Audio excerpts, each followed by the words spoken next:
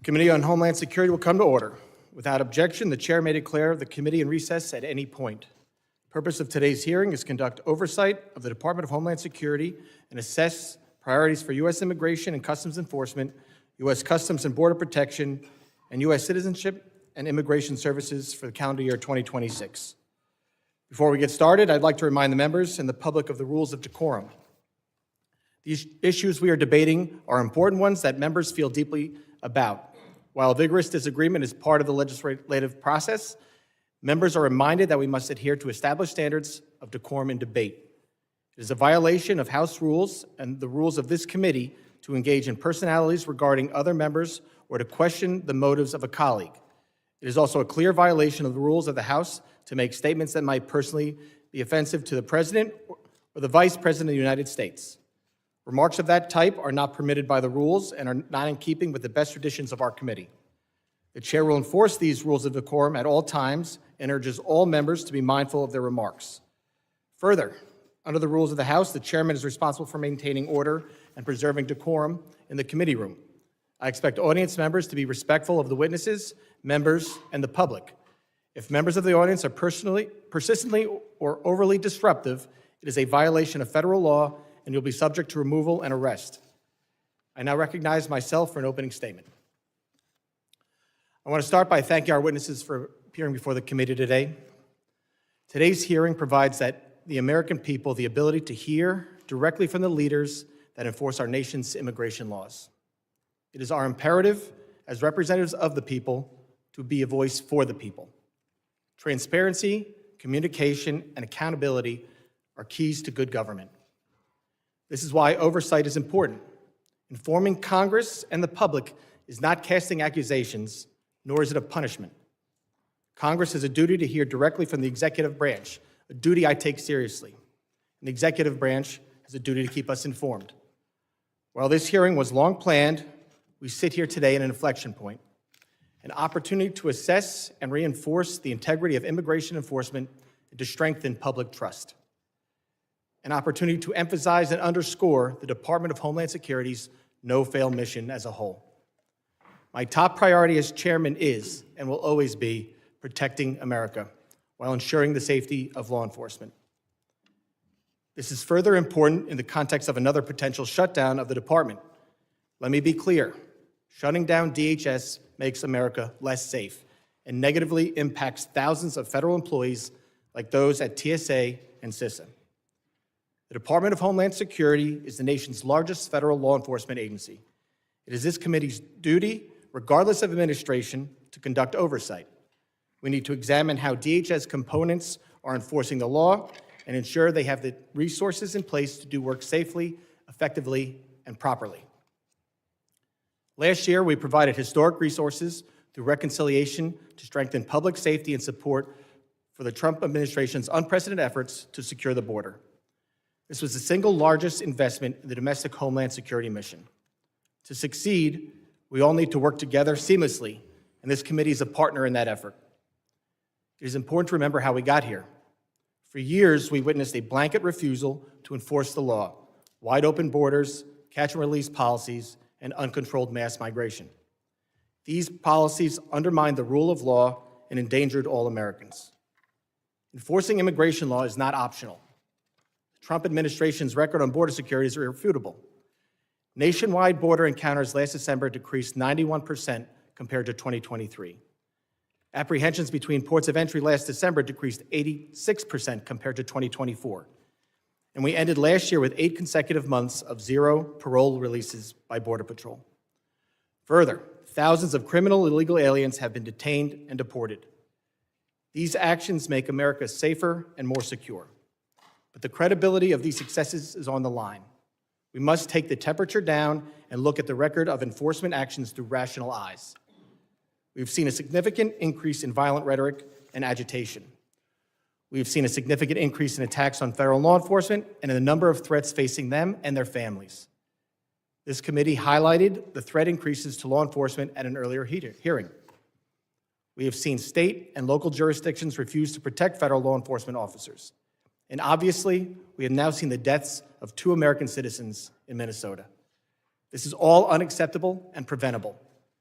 The safety of law enforcement and the communities they serve and protect must always come first.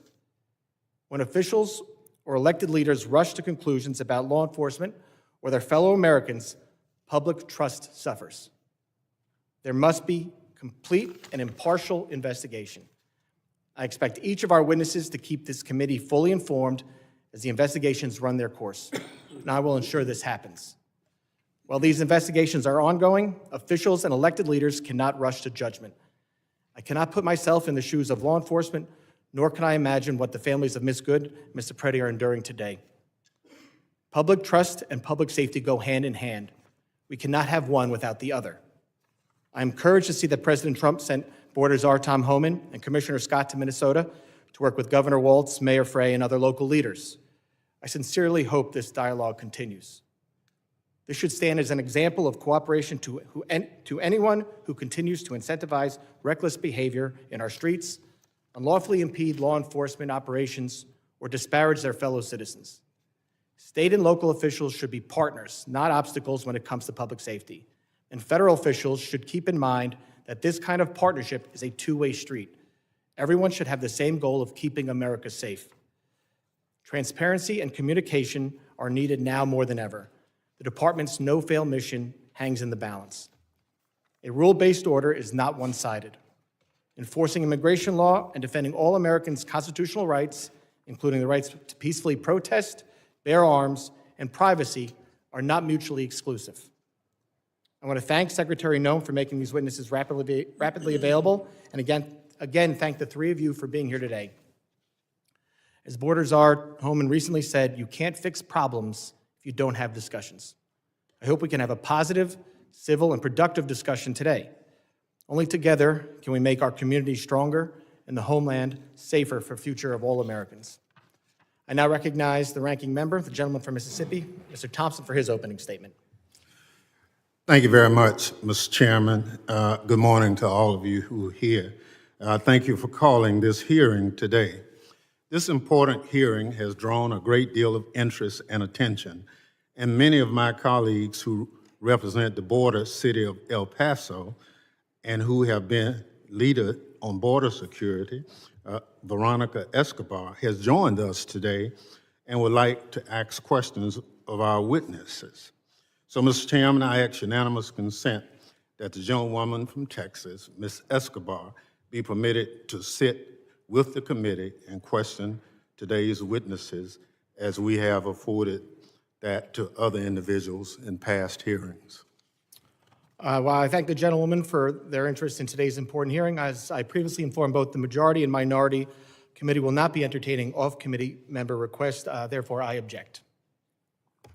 Well, your objection is noted, Mr. Chairman, but I would, for the record, want to say that it's highly unusual that a member of Congress sitting with as much impact on immigration as her area is not afforded that courtesy. But you're the chairman, and that's your prerogative, as if it would be anyone else's. As the ranking member knows, we had many requests. This is a very important hearing. It is my duty to keep the wheels on this hearing and get actual answers on the record. I thank the gentlelady's interest. We had a lot of members who were interested in being here today, which is why we thought it would be best just to keep it for members of the committee. These gentlemen have repeatedly testified before many committees at the Capitol, and I'm sure other members will get the opportunity to do the same questioning. This is the Committee on Homeland Security. We had previously said we would not waive on members specifically for this hearing, and we're going to stick by that rule today. Thank you very much, Mr. Chair. May I say to Ms. Escobar, if there are questions you would like to have asked of these witnesses, if you will provide those questions to me or any other member of the committee, we'll be more than happy to transmit them. Thank you so much.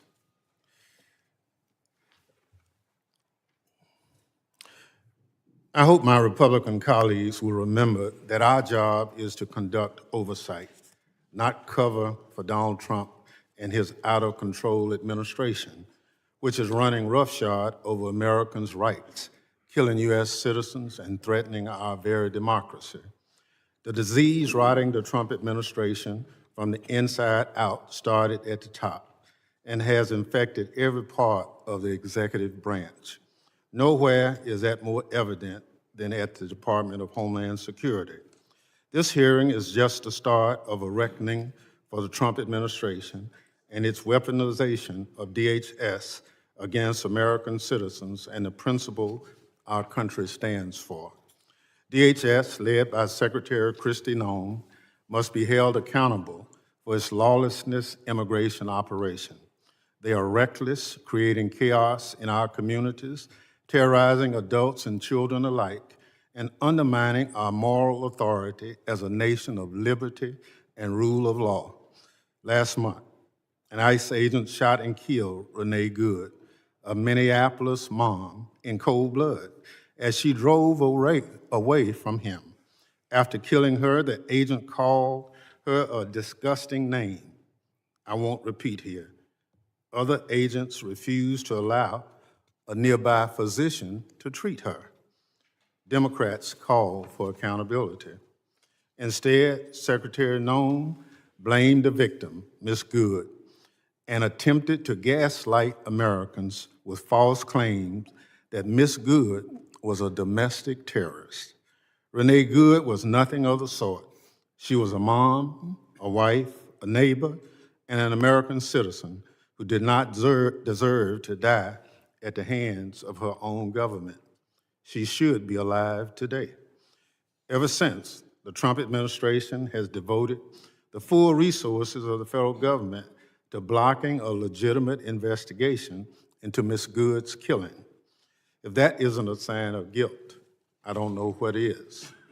Federal prosecutors had a warrant to collect evidence from Ms. Good's vehicle for a civil rights investigation into ICE's use of force, but FBI Director Kash Patel and other Trump administration officials demanded they drop it. Career prosecutors, duly bound to the rule of law, not the political prerogatives of the White House, resigned in protest. Blocking an investigation into the government's use of force against one of its own citizens is a self-dictatorship, not democracies. Every American should be outraged. Democrats tried to get answers in the aftermath of Ms. Good's shooting. We called on Acting Director Todd Lyons to testify at the committee's hearing 3 weeks ago. Unfortunately, he turned down the committee's invitation. This is part of a pattern of the Trump administration's refusal to comply with regular congressional oversight. Committee Democrats have sent multiple letters to ICE and CBP on critical issues, but most of them, 10, have gone unanswered. Mr. Chairman, I ask unanimous consent to include all 10 of these records into the record, letters into the record. Without objection. ICE has blocked members of Congress from visiting its detention facilities, even after reports of horrific conditions, detainee abuse, and a detainee being murdered in a DHS facility. I was one of those individuals who parted to a lawsuit to try to get ICE to just follow the law that says members of Congress can visit ICE facilities and present themselves at any time. So I understand that it's still being litigated, but I've been given authority to go, and I plan to do it this week just to test ICE's adherence to the law. Mr. Lyons is here today, nearly a month after we invited him. I guess DHS needed time to get his story straight before he came to testify under oath. Fearing more violence from federal law enforcement, Democrats have also called on DHS to rein in immigration agents and their brutal attacks on Americans immediately following Ms. Good's murder. but DHS ignored our pleas. Instead, Greg Vino, who styled himself in Nazi attire and takes joy in deploying tear gas at Americans, continued to roam around Minneapolis with his masked gang, terrorizing people and violating their constitutional rights. And tragically, our worst fears were realized. Just days after the hearing, Mr. Lyons refused to participate in. CBP personnel shot Alex Preety, and he was face down on Minneapolis' sidewalk, killing him in broad daylight.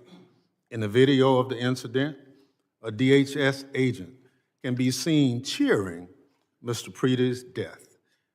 Americans watched the video in horror.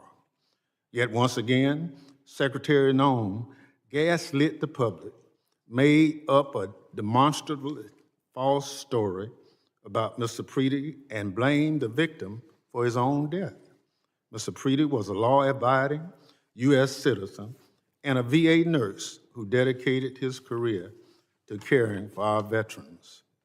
Mr. Chairman, at our last month hearing, I asked for a moment of silence in the memory of Renee Good. Today, with great sadness about another American killed at the hands of DHS, I ask that the committee observe a moment of silence in honor of Alex Preety.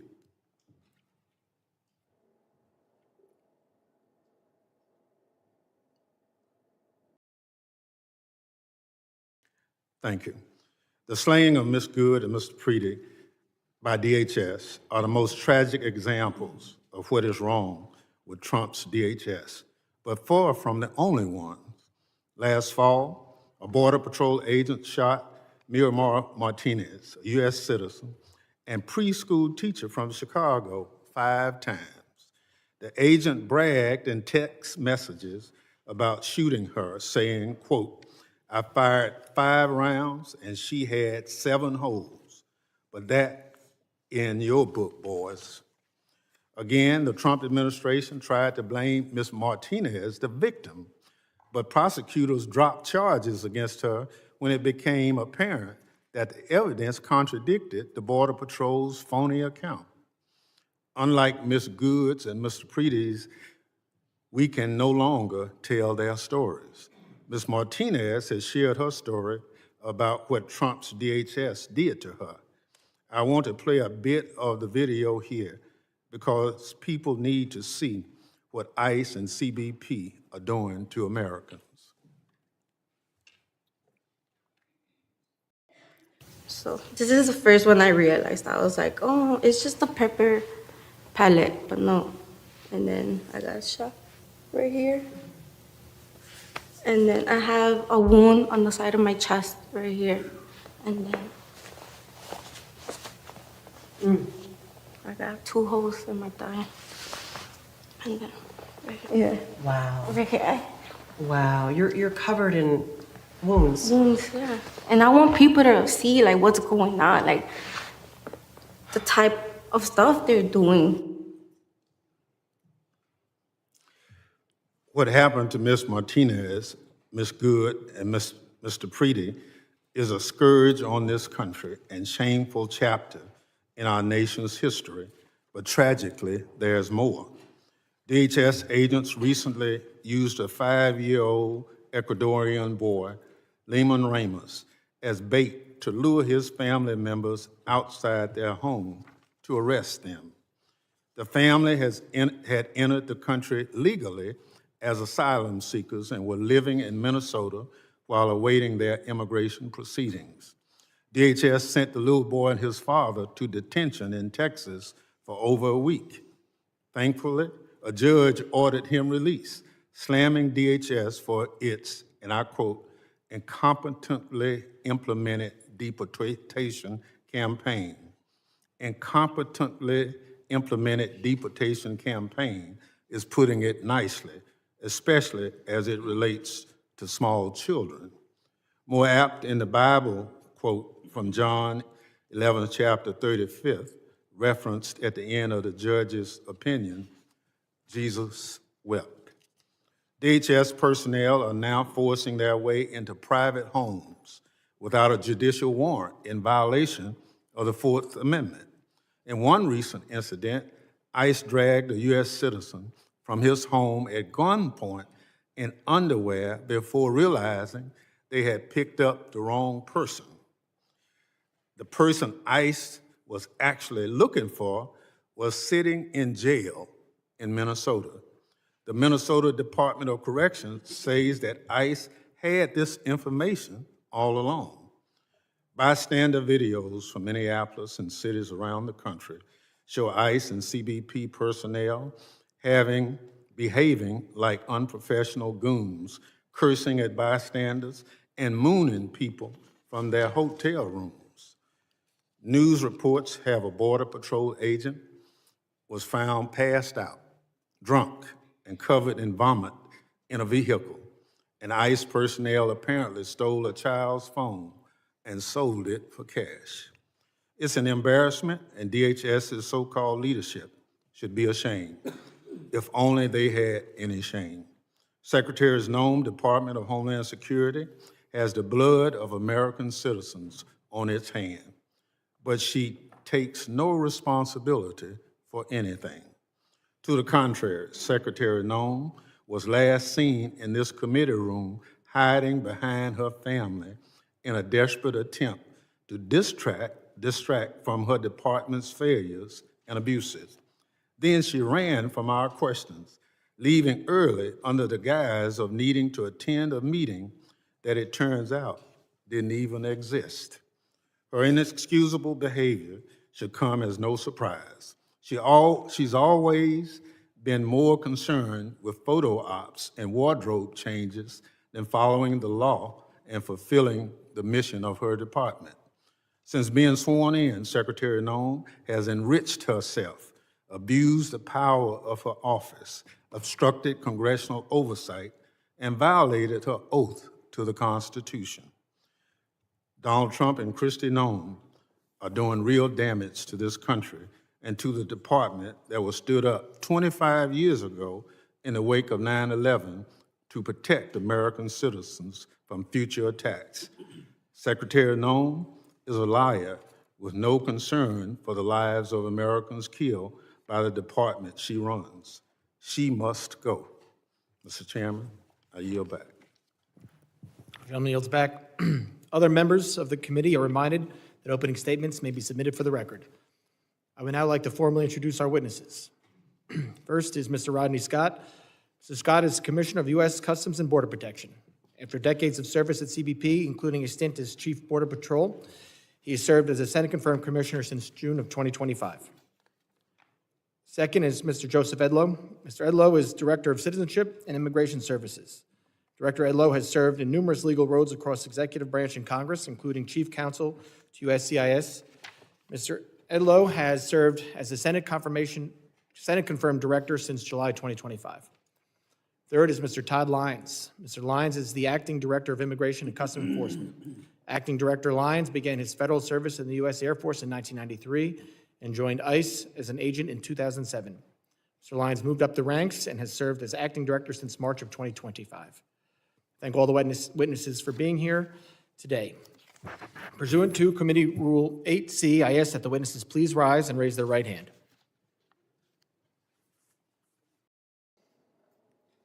Do you solemnly swear that the testimony you will give before the Committee on Homeland Security of the United States House of Representatives will be the truth, the whole truth, and nothing but the truth, so help you God?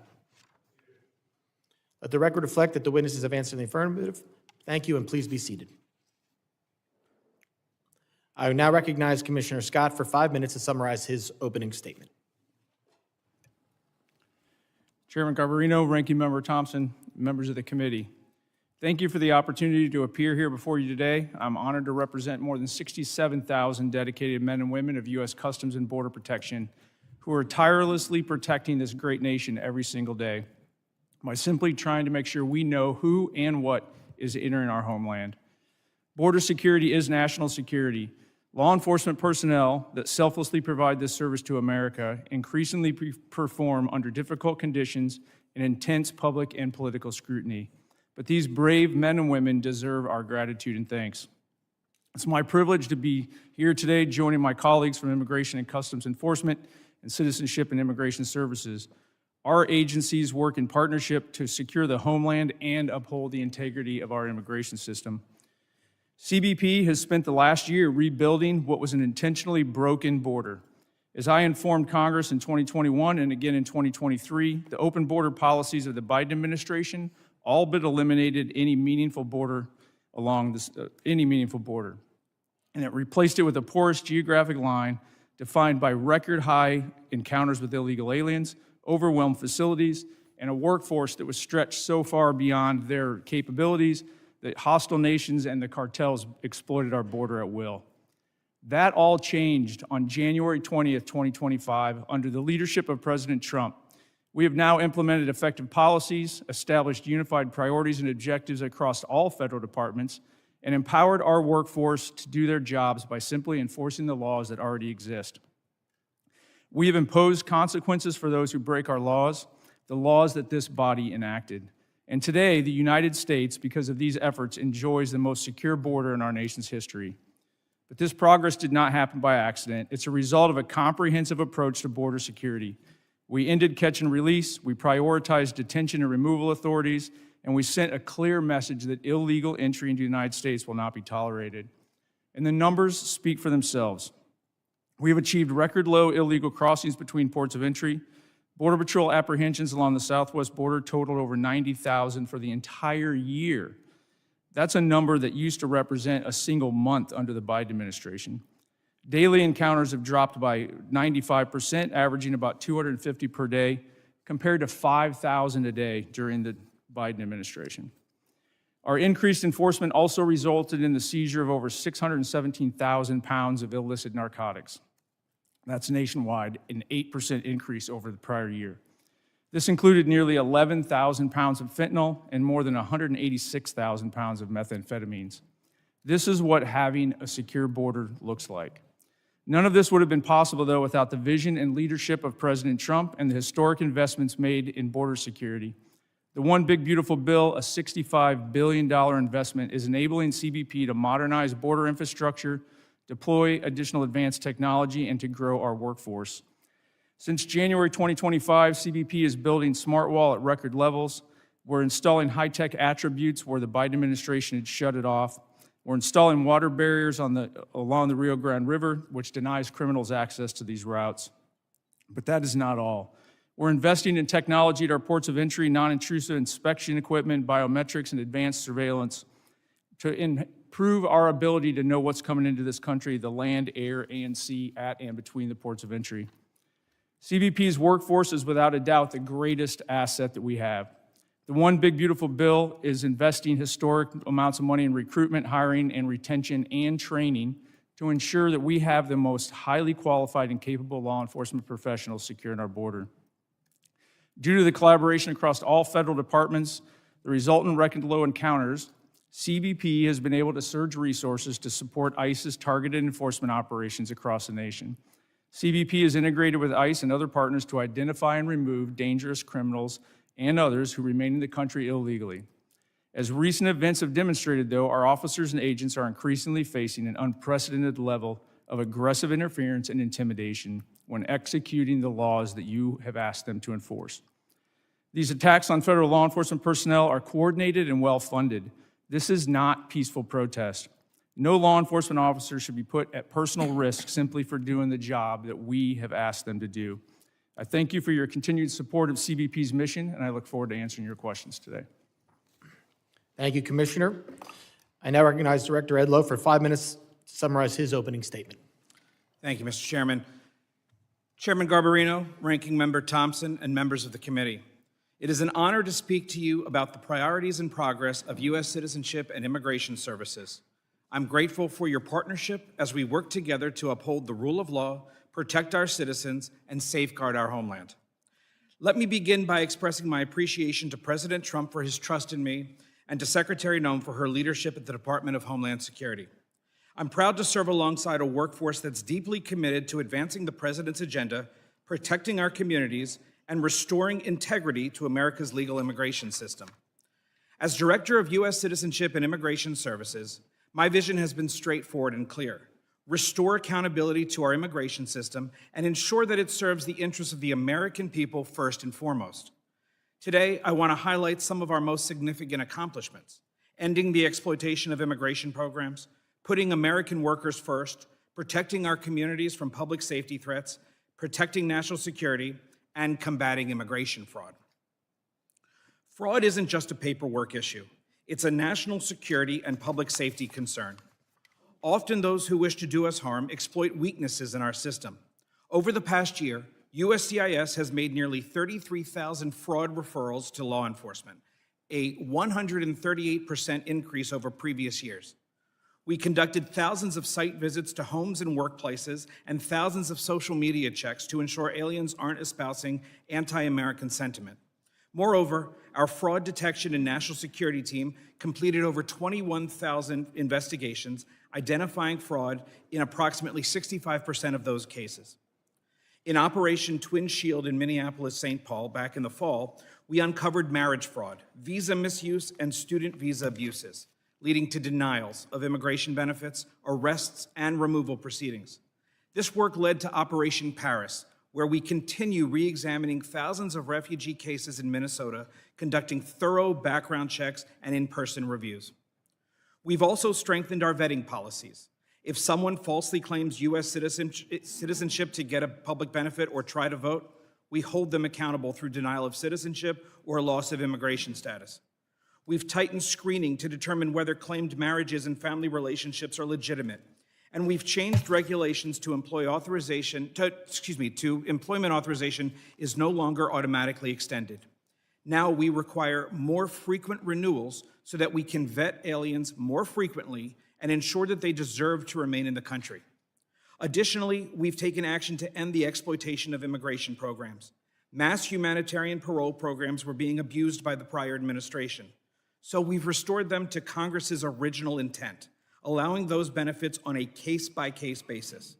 Secretary Noem also ended decades of temporary protected status for several countries, returning the program to what Congress intended: temporary protection, not permanent status in the United States.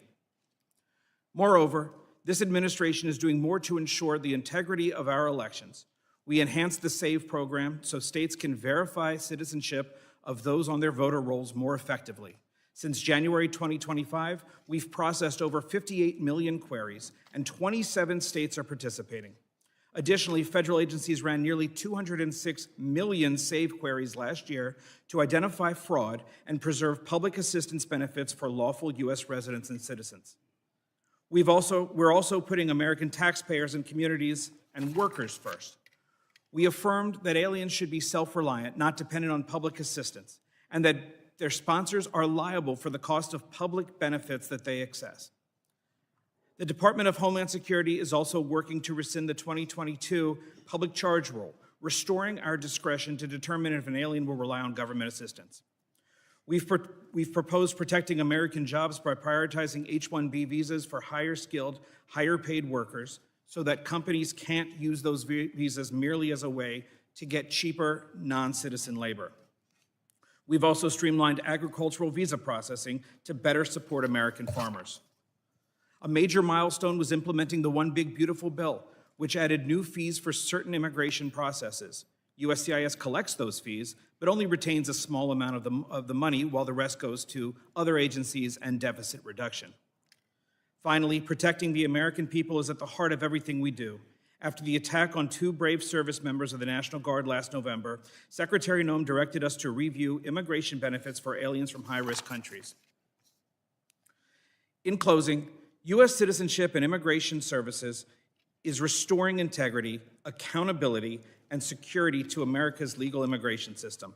These accomplishments reflect the dedication of our workforce and the transformative leadership of President Trump and Secretary Noem, both of whom have allowed USCIS to do the job it was created by Congress to do.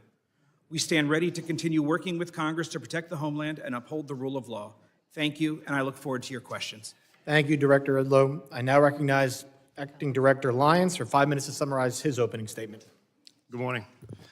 Chairman Garbarino, Ranking Member Thompson, distinguished members of the committee, thank you for the invitation to discuss the critical work U.S. Immigration and Customs is doing every day to carry out President Trump's agenda to keep America safe, restore order to our communities, and return the rule of law to this country. Under the leadership of President Trump and DHS Secretary Kristi Noem, the men and women of ICE have been empowered to do exactly what they're trained to do: arrest and remove illegal aliens and criminals from our communities. We are enhancing public safety, securing our national security, and finally restoring integrity to the immigration system that had been allowed to collapse. We have supercharged our partnerships with state and local law enforcement, empowering officers around the country through the 287G program to help ICE identify and remove criminal aliens. Those partnerships have increased more than 900% since President Trump took office, and our communities are safer for it. I am also proud of our agency's unprecedented hiring campaign that led to hiring of more than 12,000 officers and special agents in less than a year, and more than 222,000 individuals submitted applications. This expansion of a well-trained and well-vetted workforce will help further ICE's abilities to execute President's and Secretary's bold agenda. Before discussing our broader operations, I must address the situation in Minnesota and the dangers that ICE agents and officers face nationwide. While the investigations remain ongoing, I'm encouraged that some Minnesota officials are finally signaling the willingness to cooperate with ICE. But let me be clear, promises are not enough. We need action. In the wake of the unprecedented border crisis of the previous administration, ICE has stepped into the breach to enforce the law. This commitment has a cost. We are facing the deadliest operating environment in our agency's history. In fiscal year 2025, death threats against ICE personnel increased more than 8,000%. Assaults on officers have skyrocketed over 1,400%. One officer in Minnesota had his finger bitten off by a protester, egged on by elected officials characterizing our officers as Gestapo or secret police. The families of ICE personnel have been made to feel unsafe in their homes. I know this firsthand because my own family was targeted. But let me send a message to anyone who thinks they can intimidate us. You will fail. Despite these perils, our officers continue to execute their mission with unwavering resolve, and we are only getting started. ICE remains committed to the fundamental principles that those who illegally enter our country must be held accountable. Since the beginning of the second Trump administration, we have achieved historic results. From January 20th, 2025 through January 20th, 2026, ICE has conducted nearly 379,000 arrests. Among those arrests were more than 7,000 suspected gang members and over 1,400 known or suspected terrorists. The president tasked us with mass deportation, and we are fulfilling that mandate. Thanks to the resources provided by this Congress, we are ramping up detention capabilities and removal flights daily. In the last year alone, we conducted over 475,000 removals. It's a brutal reality that criminal immigration today is organized by sophisticated, ruthless, transnational criminal organizations. These include cartels and transnational gangs President Trump has rightly designated as foreign terrorist organizations. The only way to defeat them is to destroy their revenue. Within Homeland Security investigations, our special agents are delivering critical outcomes in the fight against transnational crime. We are seizing fentanyl before it kills our children and dismantling the networks that poison our communities. In FY25 alone, we seized more than 2.5 million pounds of narcotics, a 50% increase from the previous year and a critical blow to transnational organization groups everywhere. HSI criminal arrests are at the highest point in history. However, our approach is just not about enforcement. It is about restoring order and dignity to the human beings sold alive by smugglers and exploited by these TCOs. In August 2024, the DHS Office of Inspector General released a report that concluded that more than 291,000 unaccompanied alien children out of nearly 450,000 transferred from DHS to HHS custody were simply lost by the system. We are talking about children exploited in factories, abused in sexual trades, and living as indentured servants on American soil.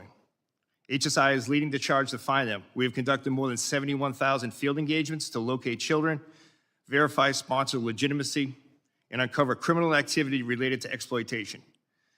Since February 2025, ICE has arrested more than 500 criminal sponsors of these offenses, including sexual exploitation and forced labor, dismantled more than 2,400 human smuggling operations, and along with our federal partners, located more than 145,000 children. To further ensure TCOs can never threaten our nation again, President Trump dedicated the establishment of the Homeland Security Task Force. The Homeland Security Task Forces represent the most aggressive and coordinated attack on TCOs in history.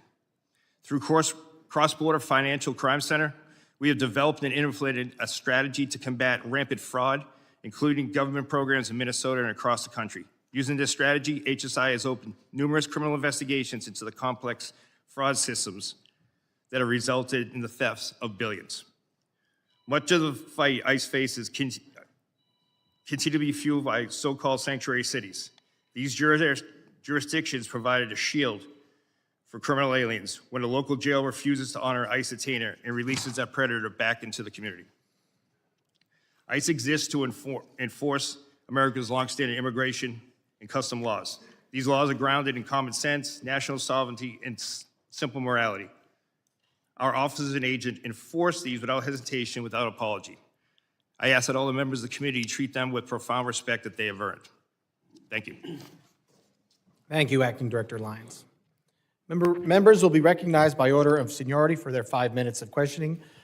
As we have when Secretary Noem was here, we're going to limit it to the 5-minute rule. I'm going to be strict on that for both sides. So do not be surprised if you go over, I gavel you down. I now recognize myself for 5 minutes of questions. Acting Director Lyons, I understand that you cannot discuss the details of the 2 recent shootings in Minnesota because they are subject of several investigations, including by the FBI, the Department of Homeland Security, and the DOJ Civil Rights Division. Once concluded, will you commit to providing the reports and findings of each investigation to this committee? Yes, Mr. Chairman, we're fully committed to give you the full and unabridged investigation and the outcome. Thank you. Commissioner Scott, can the committee have the same commitment from you? Yes, sir. Thank you both. Commissioner Scott and Acting Director Lyons, following this hearing in writing, I'd like to know what is the standard operating procedure for each of your agencies for an investigation when deadly force is used. Currently, Acting Director Lyons, are those procedures being followed for the 2 uses of deadly force in Minneapolis this past January? Yes, Mr. Chairman. Were those, and Commissioner Scott? Yes, sir, they are. Were the standard procedures followed from the beginning? Mr. Lyons? Yes, sir, they were. Mr. Scott? Yes, for CBP, they were as well. Thank you very much. We're obviously concerned about officer safety and have seen and heard about increasing threats and assaults against law enforcement. Director Lyons, are your officers trained regarding the difference between a protected protest and what is unlawfully impeding law enforcement? Yes, sir. Deportation officers and special agents are taught at the Federal Law Enforcement Training Center. They are taught in defensive tactics, personal safety, but as well as laws to include First, Second, Fourth, Fifth, 10th, 14th Amendment. The officers are trained before they go out into the field, and then while they're in the field. They are specialized training with disturbance control and other special tactics. Commissioner Scott, are your officers similarly trained? Yes, they are. At FLETC, ongoing training in the field, and then anytime we're deploying them to the interior, they get updated law refresher training to include First Amendment and Fourth Amendment. So I want to focus on the training here because with the historic investment in both ICE and CBP, there was a surge in hiring. I need to know, for these new hires, is the training different than what other agents and officers received before the hiring surge? Mr. Lyons, I'll let you start there. No, sir, it's not. The training was never, the meat of the training was never removed. The timeline was. We took training from 5 days a week, 8 hours a day, to 6 days a week, 12 hours a day. In addition to that, training is different in the fact that before officers even go to the Federal Law Enforcement Training Academy, there's pre-employment training, which we never had before. And on top of that, we've adapted our on-the-job training program, which is much like a city or state field training officer program that once they are removed from the Federal Law Enforcement Training Academy, have graduated, before they return to their field offices, they're assigned a field training officer, and that's continued on after that. So let me get this go. For ICE officers, the curriculum has stayed the same, but it's now a quicker training. The timeline has moved up? That's correct, sir. Okay, but the curriculum is the same. Yes, sir. All right. Commissioner Scott, can you talk about if there's been a change in training since the hiring surge? There's been no change in the training within Customs and Border Protection. Border Patrol agents go through a 117-day academy.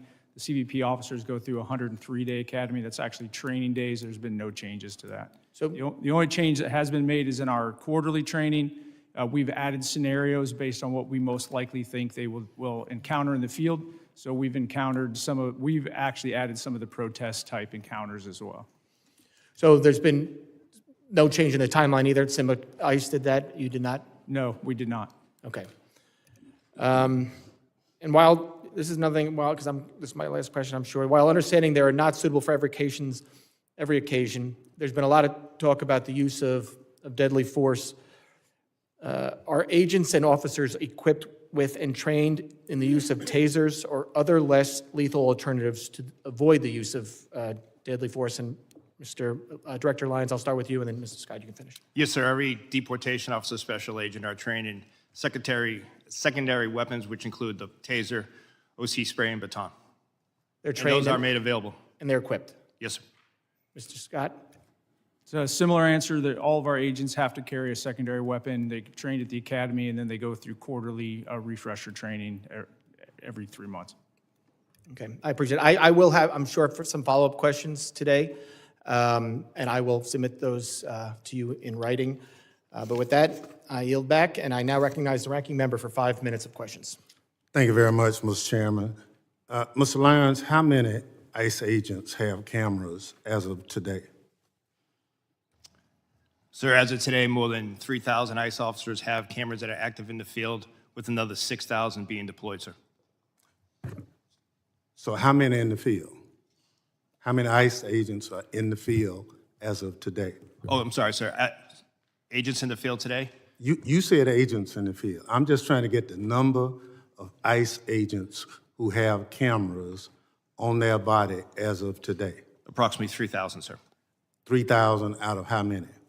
Out of approximately 13,000, sir, that are in the field.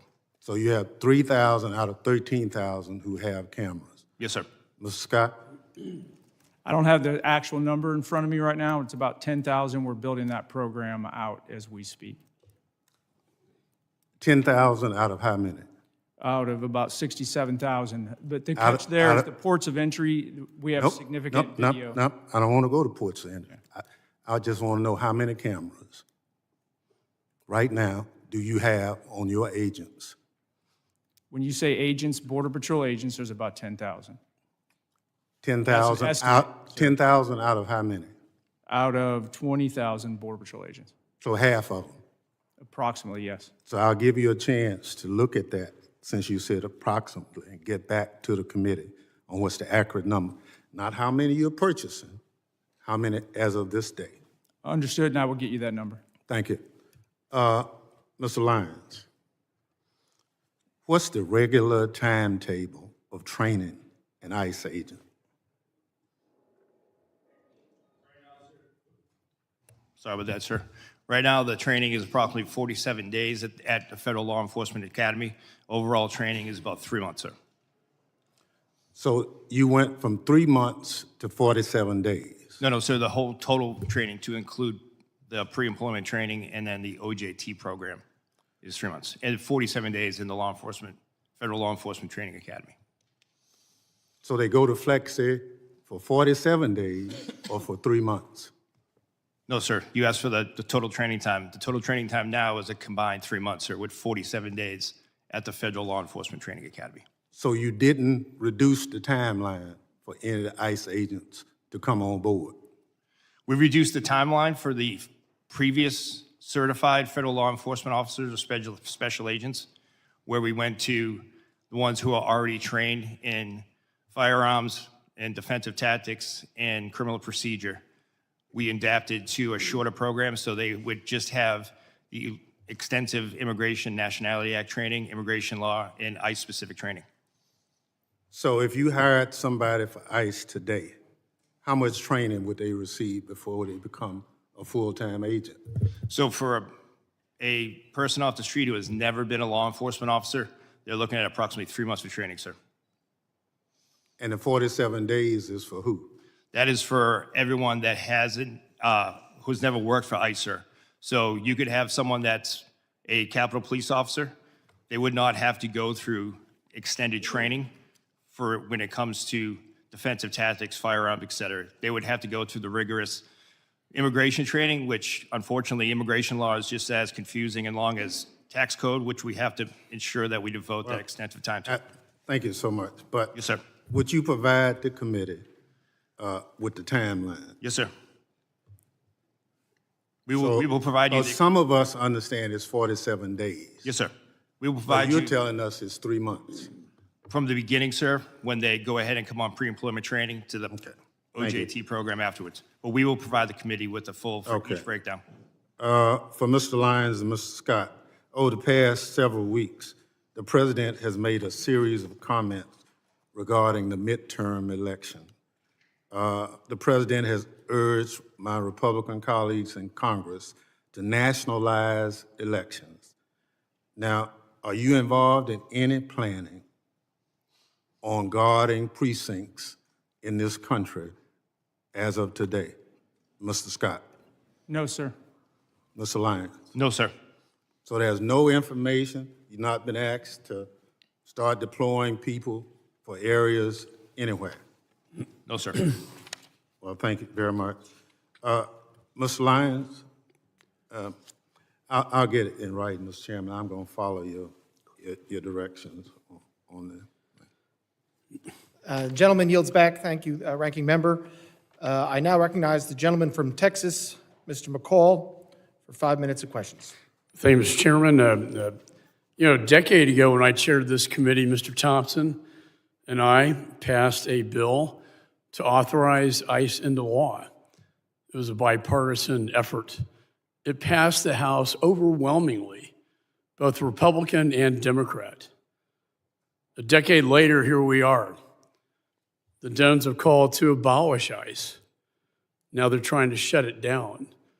So what has happened in that 10 years? Let's go back to the last 4 to 5 years. What happened in this country and at the border?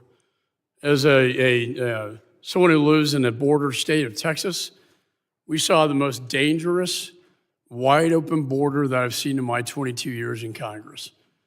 10 to 12 million people, and that's what we know about. I think it's far greater, came into this country. Many of them dangerous, violent criminals, some known or suspected terrorists, which I find extremely dangerous. That's why I served as an impeachment manager for Mayorkas, because he violated federal law. The federal statute says, as a former federal prosecutor, I know this, shall detain aggravated felons. What did Mayorkas do? He told his agents, that's discretionary. You can release them. As a result, we had tens of thousands of aggravated felons left on the streets of America to roam freely, not to mention the human and sex trafficking of children, Mr. Lyons, as you pointed out. So what is the administration trying to do? They're trying to remove a public safety threat from the United States of America. That is their job. Restoring public safety should be the number one priority. And one of the problems here, as I examine it, is that Minnesota, Minneapolis in particular, is a sanctuary city. What does that mean? That means that it's a magnet for illegal. They're protected under the current situation because state and locals will not cooperate with federal law enforcement. In fact, Mr. Lyons, is it not true that they were not honoring ICE detainers that were put on dangerous felons in prison so that you could remove them from the United States? That is correct, sir. The detainees were not honored at the local level in Minneapolis. This is the number one violation. In addition, the rhetoric on the left led to over 1,000% increase in assaults on ICE officers, an increase of over 8,000 of death threats to them.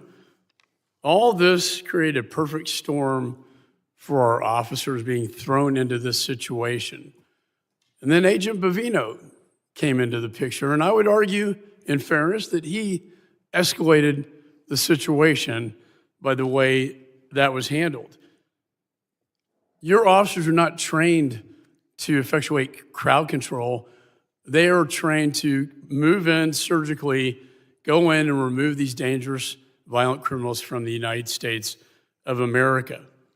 I've called for de-escalation after the 2 deaths, the 2 shootings that took place. I believe that these roving patrols should be done at the border rather than in the major cities of the United States. So when the president decided to remove Agent Bovino and put in Tom Homan, who I've known for years, a consummate professional, law enforcement professional, I commended the president. And what has been done since Mr. Homan came into the job? We now have targeted law enforcement operations. He is returning to the original mission of ICE. He is working with state and locals to do the crowd control. He is getting them to honor the ICE detainers. He is also getting the body cameras put on them. And the roving patrols, in his words to me, should be done at the border, not in major cities.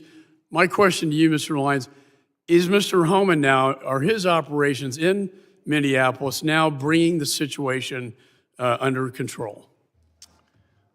So we've seen a de-escalation in the fact that the protests, while they still go on, have subsided, and ICE has been allowed to do their targeted, intelligence-driven enforcement operation.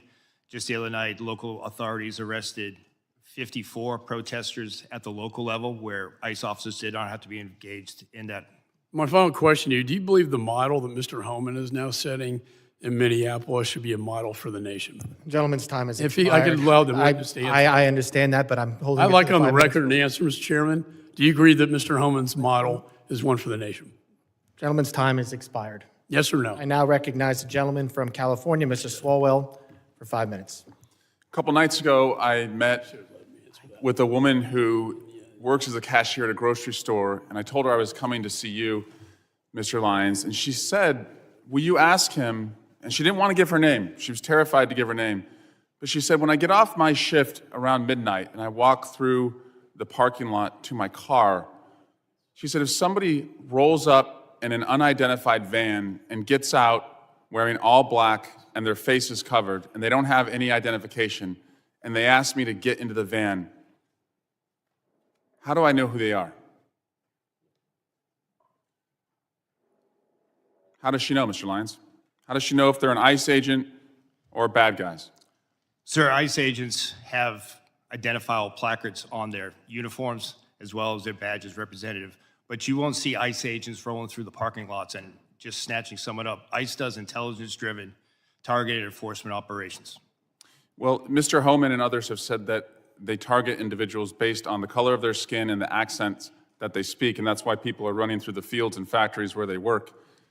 Director Lyons, last year you said in Phoenix at the Border Security Expo that you wanted to see a deportation process that was like, quote, Amazon Prime, but with human beings. Mr. Lyons, how many times has Amazon Prime shot a mom 3 times in the face? None, sir, but you're also... It's the square root of 0, that's right. Yes, sir. Yeah, but if we're going to go down that route of my comment, I did say that comment. However, that comment was taken out. If you go back and watch the video, I did say that we need to be more efficient when it comes to removing individuals from the United States because ICE doesn't detain punitively. We detain to remove. I don't want to see people in custody. At the end of my statement was, again, to your point, it was a industry day for AI and efficiencies, but I did say at the end of it, but we deal with human beings, so we can't be like them. And speaking That's of the human- key part that you're leaving out. Well, speaking of human beings, how many times has Amazon Prime shot a nurse 10 times in the back? None. How many times has Amazon Prime dragged a woman out of her car by her hair and then dragged her down the street? None. How many ICE agents have been fired for their conduct under your leadership? Sir, I can get you that data. I'll get that back to you. Is it more than 1? I'm not going to speak about personnel actions, but I'll get you that data. Can you tell us if at least, God, I hope at least 1 person has been fired for their conduct since these operations have begun? Are you telling us you can't even say 1 person's been fired? Sir, I'm not going to talk about personnel actions, but we will get back to you. But 2 people have been killed so far. Is that right? A nurse named Preddy and a mom named Good. 2 people have been killed so far. Yes, sir. Mr. Lyons, will you apologize to the family of Renee Good for being called a domestic terrorist by the president and his leadership? No, sir. Why not? Sir, I welcome the opportunity to speak to the family in private, but I'm not going to comment on any active investigation. Is she a domestic terrorist? Sir, I'm not going to comment on the investigation, and the President and Secretary Noem are elected officials. That's their right to their comments, but as career law enforcement, we won't speak to any. Do you agree with their comments? Sir, I'm not going to go ahead and talk about any ongoing investigation. Will you apologize to the family of Alex Preddy for also being called a domestic terrorist? Sir, again, I'm not going to speak to any ongoing investigation. Mr. Lyons, your staying to lead ICE is a decision. Sir, I'm sorry. Could you repeat Your that? staying on to lead ICE is a decision. And I've read your background. You have a decorated career. You've served in the military. You are what I would call otherwise employable. I think most people would agree this is not the only job that you can get. But since you've been on this job, women have been dragged by their hair through our streets. A 6-year-old child battling stage 4 cancer has been deported, and it turns out he was a U.S. citizen. People are running through the fields where they work. People who've gone to the streets as allies have been shot and publicly executed. It's a decision to stay on at this point. And considering your honorable service in the past and the dishonorable acts that those who have worked for you have conducted, and the disgraceful statements that the leadership above you have said, you now have a decision. Will you stand with the kids who you're supposed to protect, or will you side with the killers bringing terror to our streets? Mr. Lyons, will you resign from ICE? No, sir, I won't. Why not? Because, sir, that child that you're showing right there, the men and women of ICE took care of him when his father abandoned him and ran from Gentleman's law enforcement. time has expired. You never should have gone Gentleman's into time custody. has expired. I recognize the gentleman from Mississippi, Mr. Guest, for 5 minutes. Thank you, Mr. Chairman. Mr. Chairman, we stand on the verge of a second Democrat shutdown of the United States Department of Homeland Security just within the last 90 days.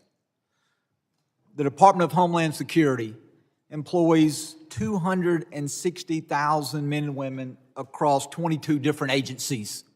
Those agencies include 63,000 men and women who work for CBP, 60,000 who work for TSA, 22,000 for FEMA, 18,000 who works for USCIS, almost 50,000 civilian and military employees with the United States Coast Guard, 7,800 Secret Service employees, 2,500 CISA employees, and over 8,000 agents and analysts with the Department of Homeland Security investigation who perform a crucial function to protect and serve this country.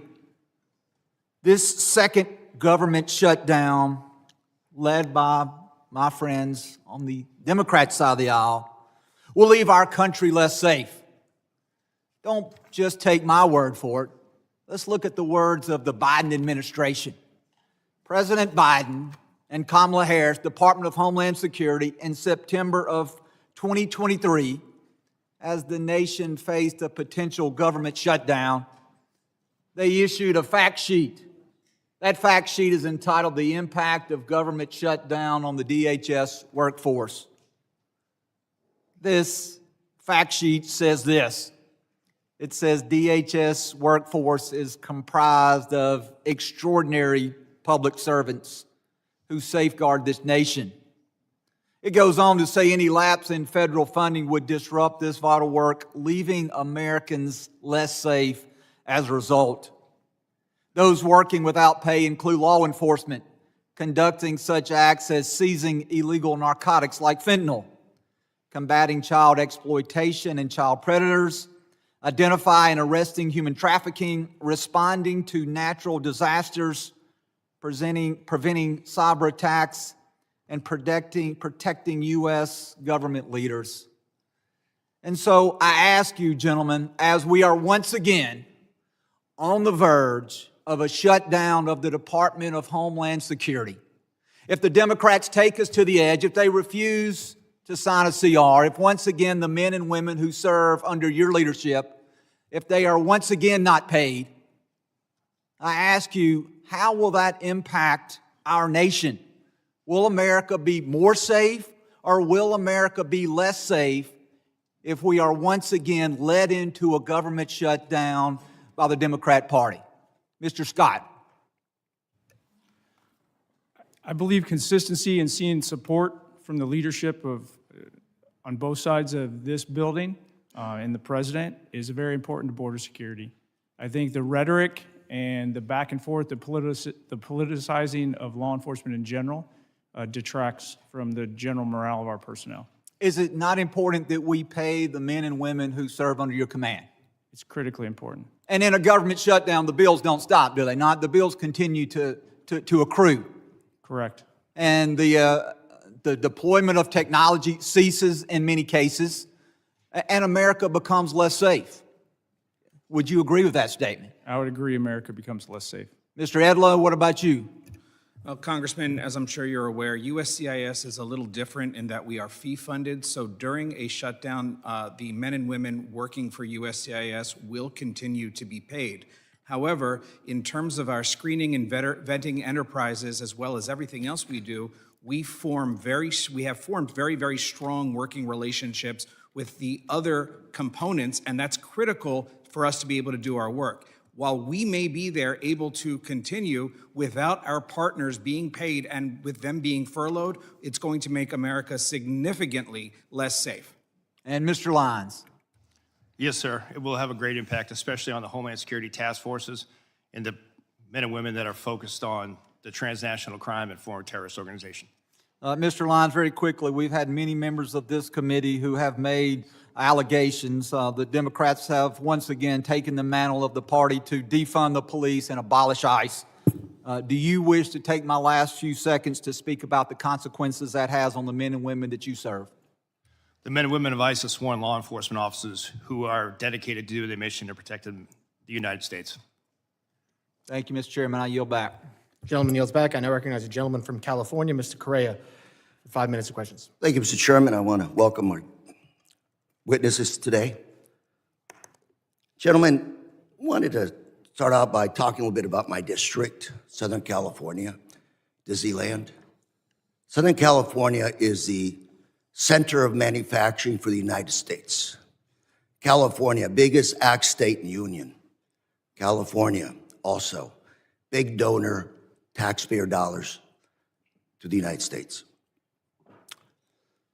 President Trump got elected on the promise to deport the worst of the worst.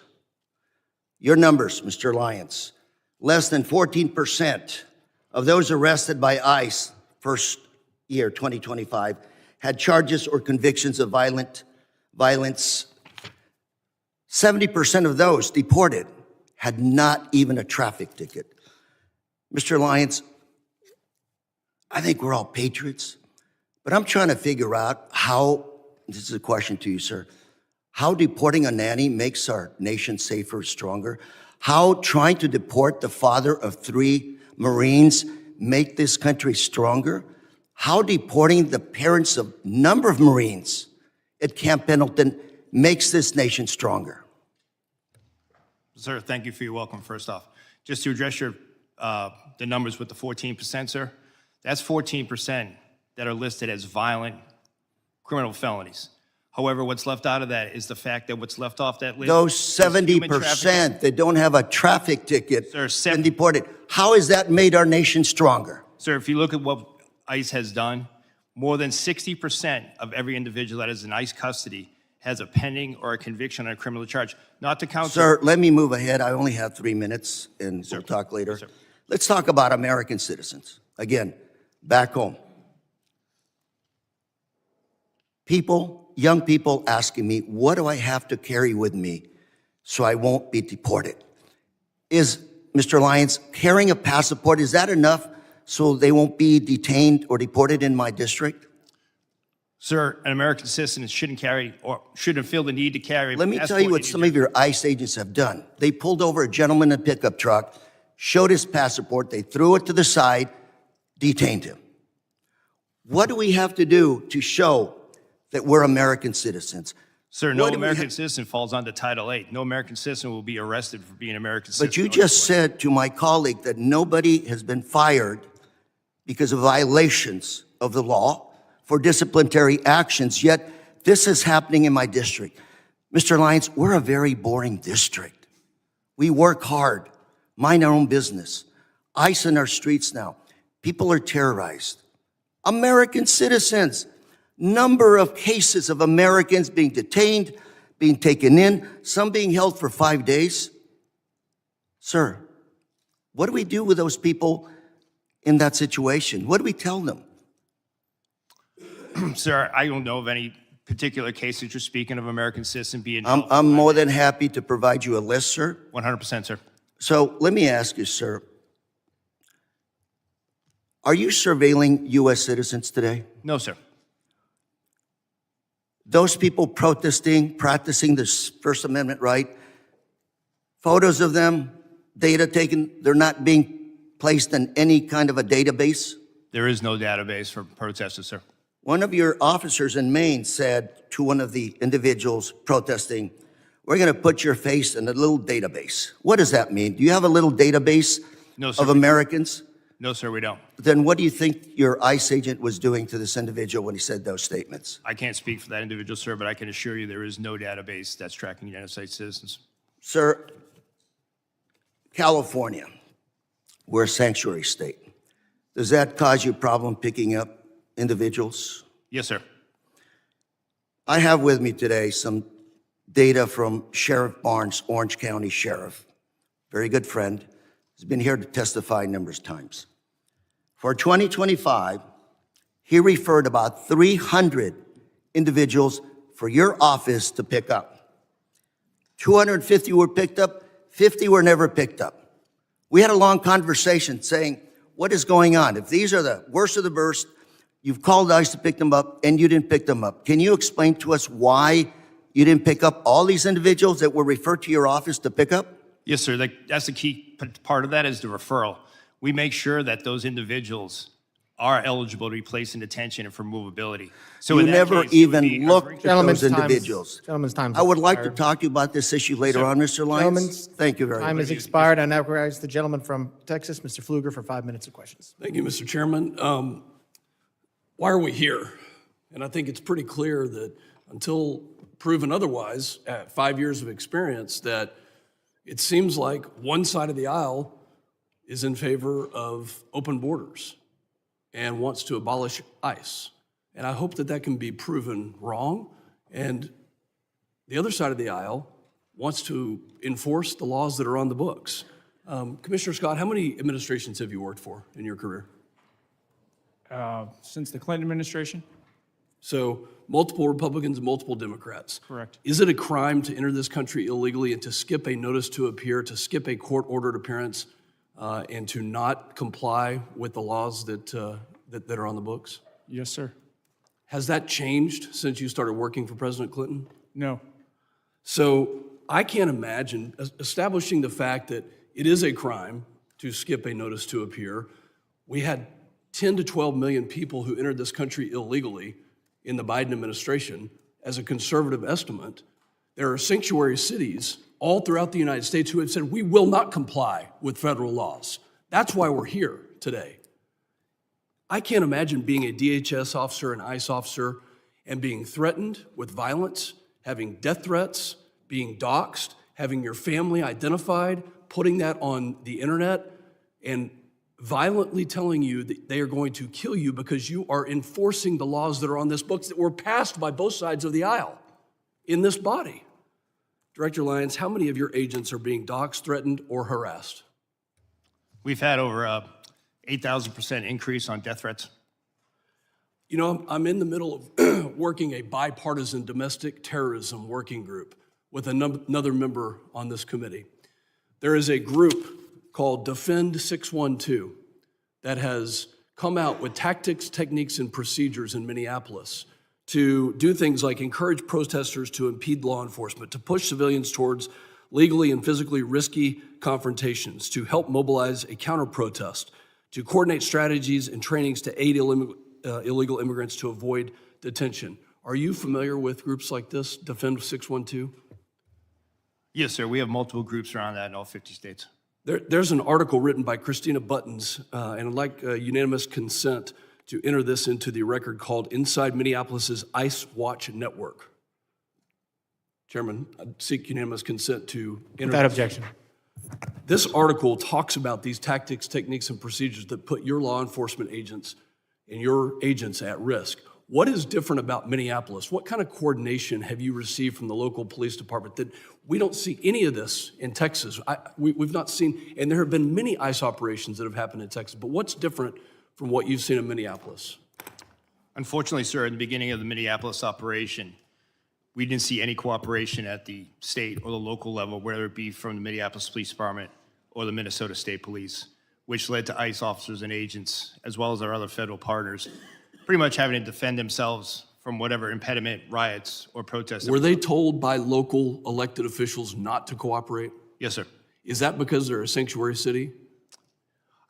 I'm assuming that's in what it is, part- sir, but I can't speak to the mind of those elected officials, but they were ordered not to stand down. How did it make you feel as somebody who carries out the laws that this body has passed when you hear the mayor of Minneapolis say F ICE?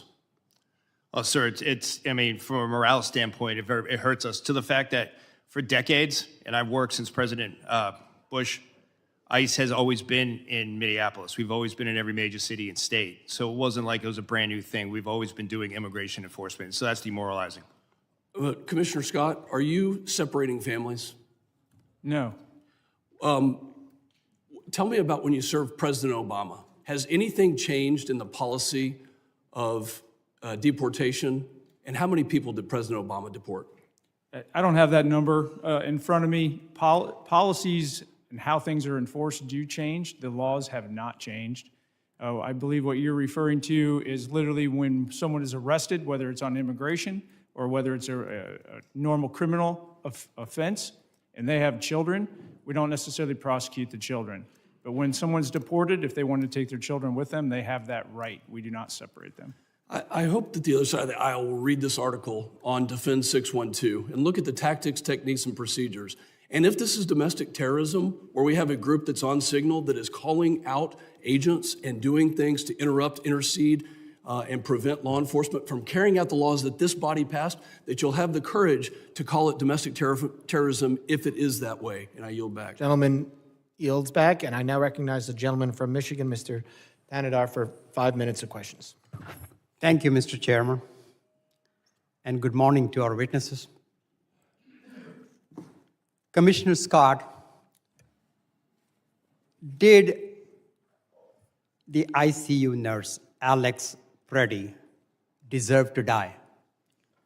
I cannot comment on an ongoing investigation, sir. Do you believe that he deserved to die? Should he be killed by your agents? I'm not going to comment on an ongoing investigation, sir, before it's concluded and all the facts are available. Do you agree with CBP Commander Bovino's statement that Alex Preddy was planning to massacre law enforcement agents? I'm not going to comment on an ongoing investigation, sir. Director Lyons, did Renee Good deserve to die? Sir, I can't comment on ongoing investigations. Director Lyons, do you agree with Secretary Noem and Vice President Vance's characterization of Renee Good as a domestic terrorist? Sir, I can't speak to their comments as that they are their own, but as an ongoing investigation, I can't speak to that. Director Lyons, what did your agents mean when he said, "You raise your voice, I erase your voice"? In the video just that we have seen, all of us have seen. Sir, I'm not aware of that video that you have, sir. I can't comment on what that officer has said. Does that statement, if I show you the video of that, does that statement reflect the value of your agency? And does ICE respect and adhere to the First Amendment? Yes, sir, ICE does respect and refer to the First Amendment, but that doesn't respect, your statement that you said doesn't represent the values of the men and women of ICE. Commissioner Scott, does CBP respect and adhere to the First and Second Amendment? Yes, we do. Don't you agree that Alex Preddy had every right to exercise his First and Second Amendment freedoms before being shot in the streets by one of your agents? I believe every person in the United States has a right to their constitutional rights. Look, I have heard and seen enough. I'm just sick and tired of your agents running around in our cities, in our streets, causing illegal activities. ICE and CBP thugs are roaming our streets, attacking our communities, using our children as bait, referring to people as bodies and numbers, targeting people for their accents and the color of their skin, and killing American citizens, all while showing zero remorse for their actions. Director Lyons and Commissioner Scott, do you think President Trump will pardon you and your boss, Kristi Noem, before he leaves office, just like he has for insurrectionists and his political allies? Do you believe President Trump will pardon you? Because, go ahead. I'm not going to speak on behalf of President Trump, but I'll tell you, I signed up for this job to protect America, and I'm very proud of the service that I provide, and I don't need a pardon from anybody. Well, you better hope so. You better hope you get been pardoned, because you will be held accountable for the absolute disregard of the law your agencies have shown over the past year. Your agencies have lost the trust of the American people, with millions taking to the streets to protect the illegal actions of your agencies. And that's why I introduced a bill in the United States Congress to abolish ICE. ICE must be abolished. I also co-sponsored a bill to impeach Secretary Kristi Noem. And I believe Kristi Noem must be impeached. And this Congress must do everything in its power to carry out oversight actions against these rogues departments, including if Gentleman's necessary. time has expired. A witness has requested a break. Committee will recess for 5 minutes. Members of the audience will remain seated.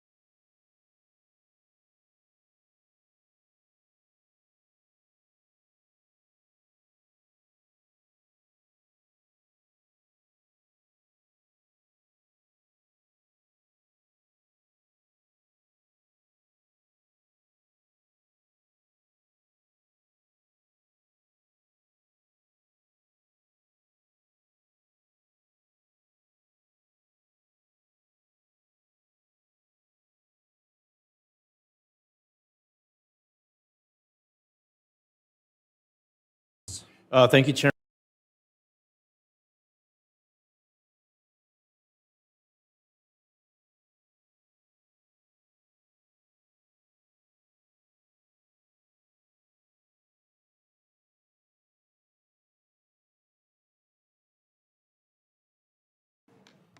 Committee will come to order.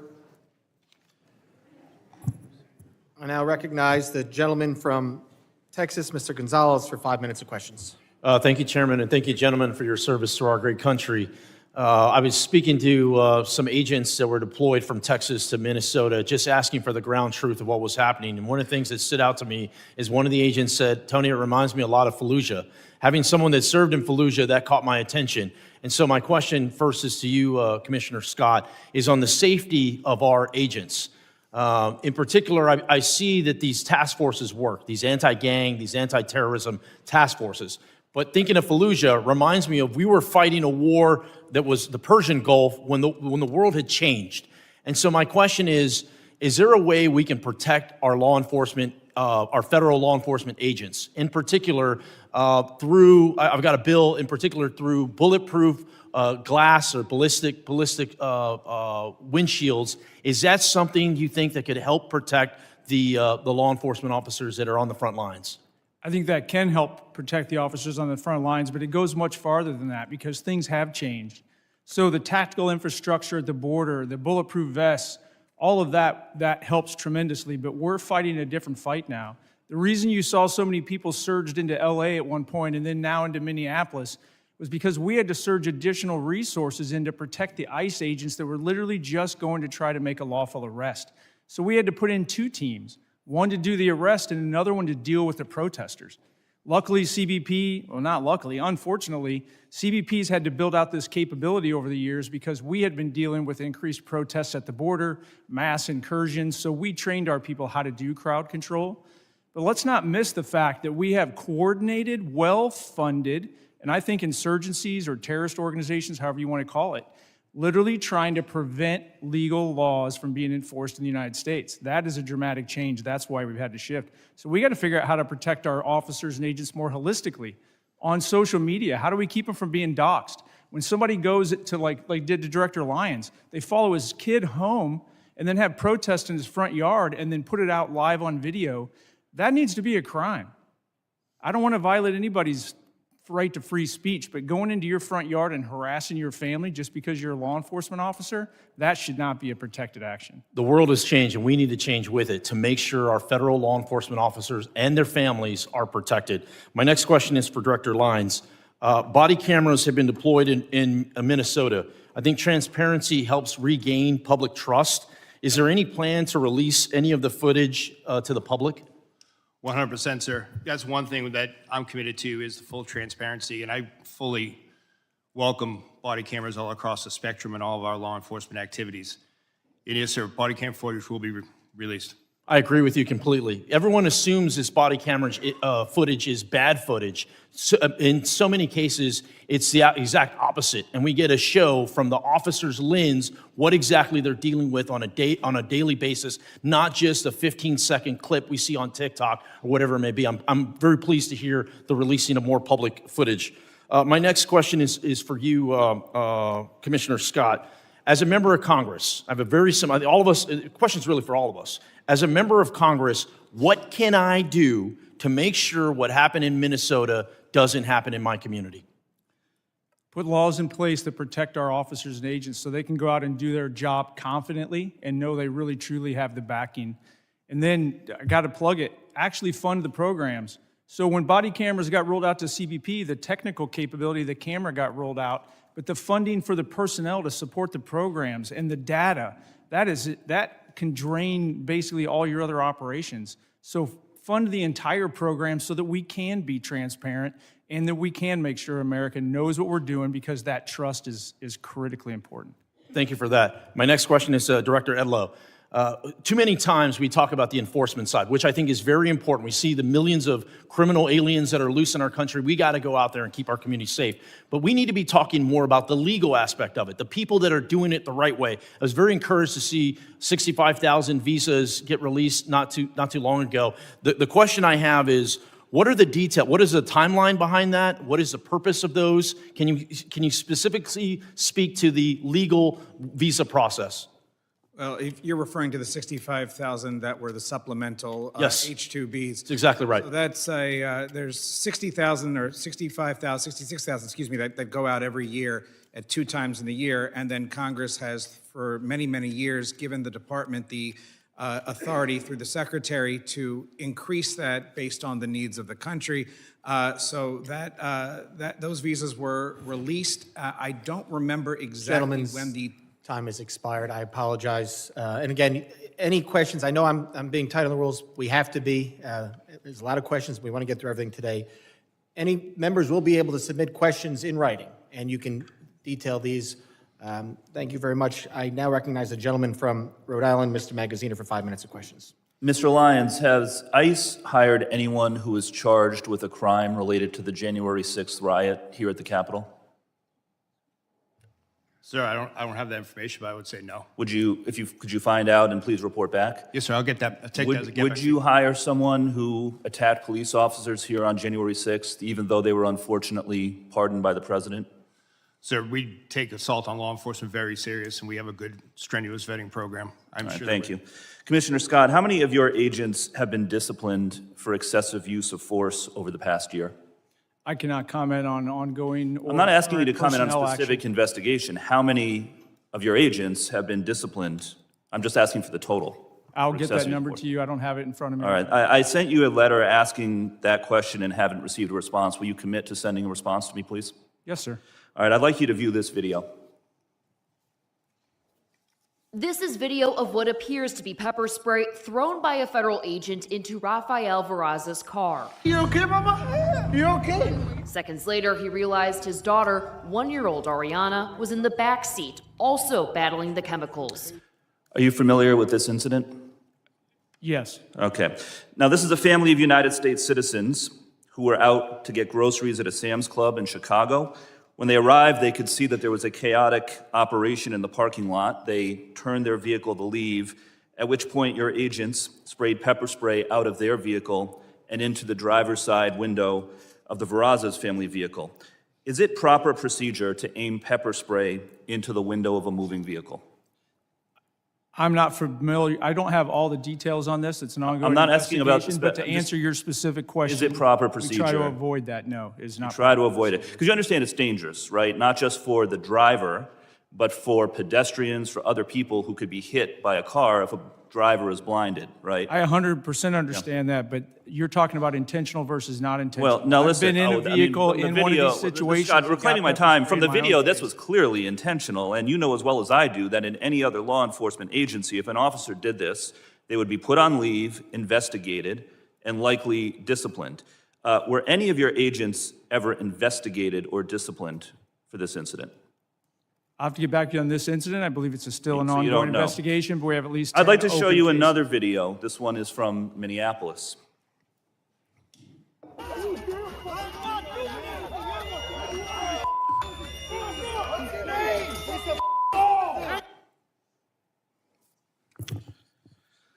So as you can see, the agent sprayed pepper spray at close range directly into the face of an individual who had already been pinned to the ground by 3 other agents. And there's a picture of this behind me to give you a better view. Is this proper procedure for the use of pepper spray? I cannot comment on that because you're only showing one piece, and that subject Has is this clearly agent not been compliant. investigated? But this is not the intended use of this weapon, correct? The intended use is to try to avoid escalating. It's to de-escalate All the right. situation. And Well, get he was the already pinned to the individual ground by comply. 3 other agents. I think he had been de-escalated. Is there any investigation into this agent for doing this? I'll get back to you. There are several open investigations. All right, listen, there has been no accountability in your agency under the Trump administration. None.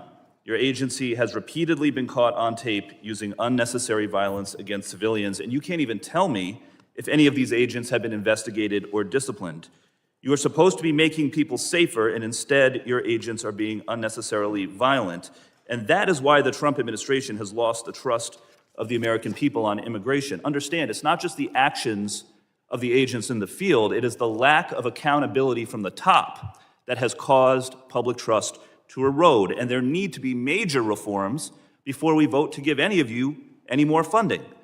Your agencies need to act like other law enforcement agencies, take off the masks, wear badge numbers, enforce discipline with real standards of conduct. But accountability starts at the top. Kristi Noem is completely unfit and should be removed from office. And all of the operations that we just watched were overseen by Commander Gregory Bavino, who himself engaged in excessive use of force. He even admitted that he lied to a federal judge when he claimed he had been hit by a rock prior to throwing a tear gas canister at a crowd of civilians. But then after the footage came out, and that turned out to be not true, he admitted that he had lied about it. Mr. Scott, what disciplinary action do you plan to take against Mr. Bavino? I cannot comment on personnel actions on Indians. Is there an investigation underway or being considered into Mr. Bavino? Every allegation and every use of force is fully investigated. Well, within please DHS. investigate him. It goes through a review You need board. to and start enforcing discipline. in Gentleman's your time agency. has expired. I now recognize the gentleman from Alabama, Mr. Strong, for 5 minutes of questions. Thank you, Chairman Garbarino, Ranking Member Thompson, and thank you to all our witnesses for being here today. Let me start with the simple facts. The border is now closed. Fentanyl poisonings are down by more than 35%.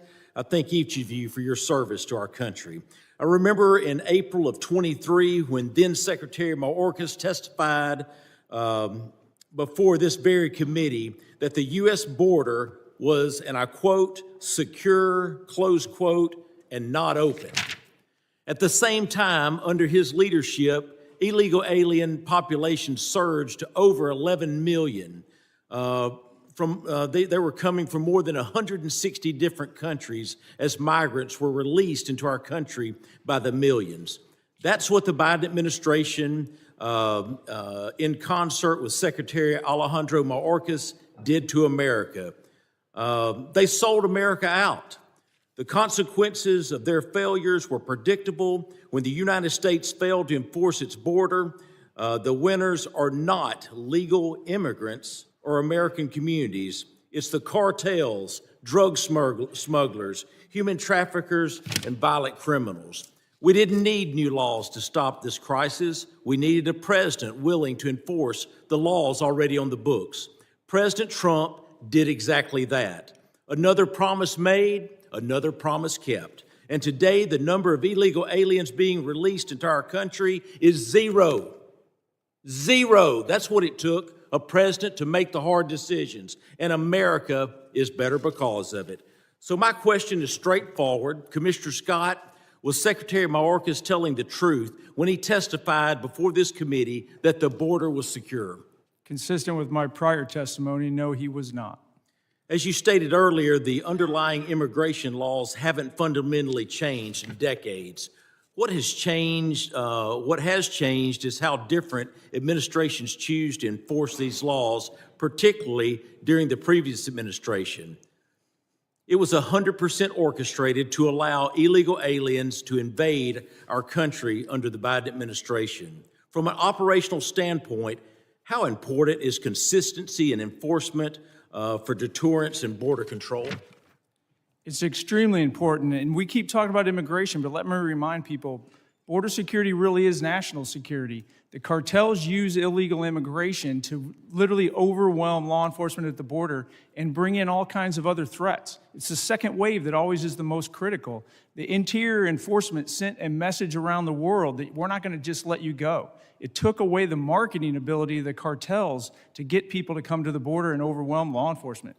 This all works together. It's critically important because it is national security. Thank you, Commissioner. The men and women of DHS deserve our respect and the ability to do their job effectively without mixed signals from Washington. I also want to be clear, I support the men and women who work every day to secure our borders and enforce federal immigration laws. But lately, we've seen growing strain on political rhetoric that goes beyond policy disagreement and targets the legitimacy of law enforcement itself. Rhetoric that puts a target on the backs of agents doing their jobs. Acting Director Lyons, we keep hearing calls from left-wing politicians to abolish ICE. Some, including many who should know better, have denounced federal law enforcement as secret police. How would you respond to these reckless attacks? Sir, I can speak from personal experience, having served multiple administrations, that the men and women of ICE are out there every day doing the law as it's written. What are the consequences of not enforcing federal immigration laws? Sir, if you look at what ICE has done, if you look at the amount of, as I said earlier, the amount of known and suspected terrorists that we removed from the country, we arrested 1,477 this year and removed 1,480.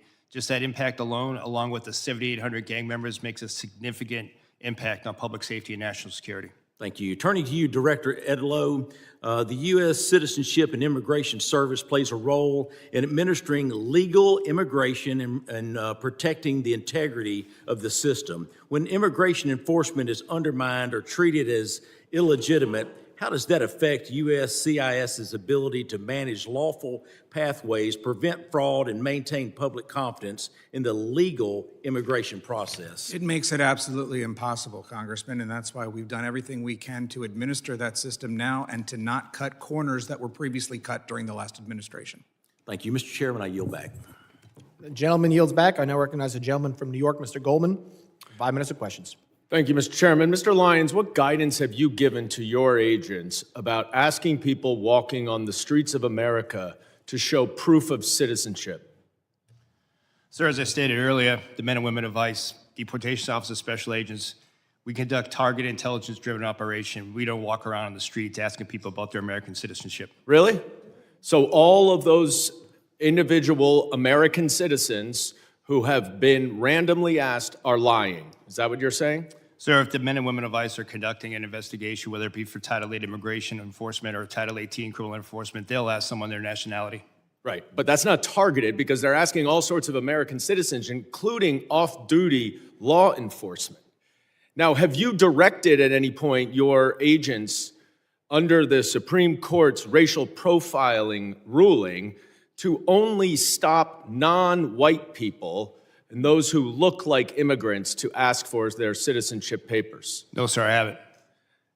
Now, you are aware, of course, and there's well-documented, numerous well-documented instances of people, American citizens, being asked to show and prove their citizenship. Do you know what other regimes in the 20th century required similar proof of citizenship? Yes, sir. What? Sir, there was various nefarious regimes that did that. Is Nazi Germany one? Yes, but Is the Soviet Union one? I honestly, Sir, I'm asking the questions. Is the Soviet Union one? Yes, sir, but I totally, this is the wrong type of questioning. I'll tell you what the wrong type of actually, thing sir, is. Sir, it's it's my Holocaust time. Museum is Reclaiming down my at 14th time, and sir. Independence. If you want to go see Reclaiming my Nazism, time, that's what Mr. it is. Chairman. It's not the men and women of ICE that are out there doing it every day. So to say that the men and women of ICE are Mr. Chairman, I'm reclaiming my time. I would like my wrong. time back, please. Please give me another 15 seconds because he was unnecessarily speaking. You said in your opening statement that references to ICE as the Gestapo or the secret police encourages threats against ICE agents. 100%. The problem is you have it backwards, sir. People are simply making valid observations about your tactics, which are un-American and outright fascist. So I have a simple suggestion. If you don't want to be called a fascist regime or secret police, then stop acting like one. But people are simply just observing what they are seeing. And that's why people are making those comments. Now, I was a prosecutor for 10 years, prosecuted mob bosses, organized crime, violent criminals, the actual worst of the worst. Not a single criminal law enforcement agent that I worked with wore a mask to conceal their identity. But your department, which is a civil law enforcement agency, is defending the use of masks by your agents because of a so-called rise in threats and assaults against your officer. Now, you said in your opening testimony that assaults against ICE officers are up by more than 1,400%, which is now even more than the 1,300% that your gaslighting spokesperson, Tricia from Ohio, has recently been citing. But here's the problem. There are two separate, very detailed, very thorough investigative reports based on your own data, that both conclude that assaults against ICE officers are up about 25%, which is far less, of course, than you assert, and far less than you would expect from an agency that has more than doubled its hiring and has an even greater increase in arrests. Now, why is that a problem, Mr. Lyons?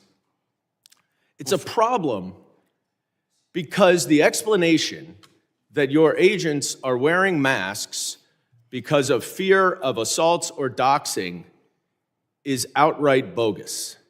You and your untrained, unqualified, unvetted, unidentified agents are intentionally terrorizing our cities and communities all over this country to avoid accountability for their excessive force and their lawless actions.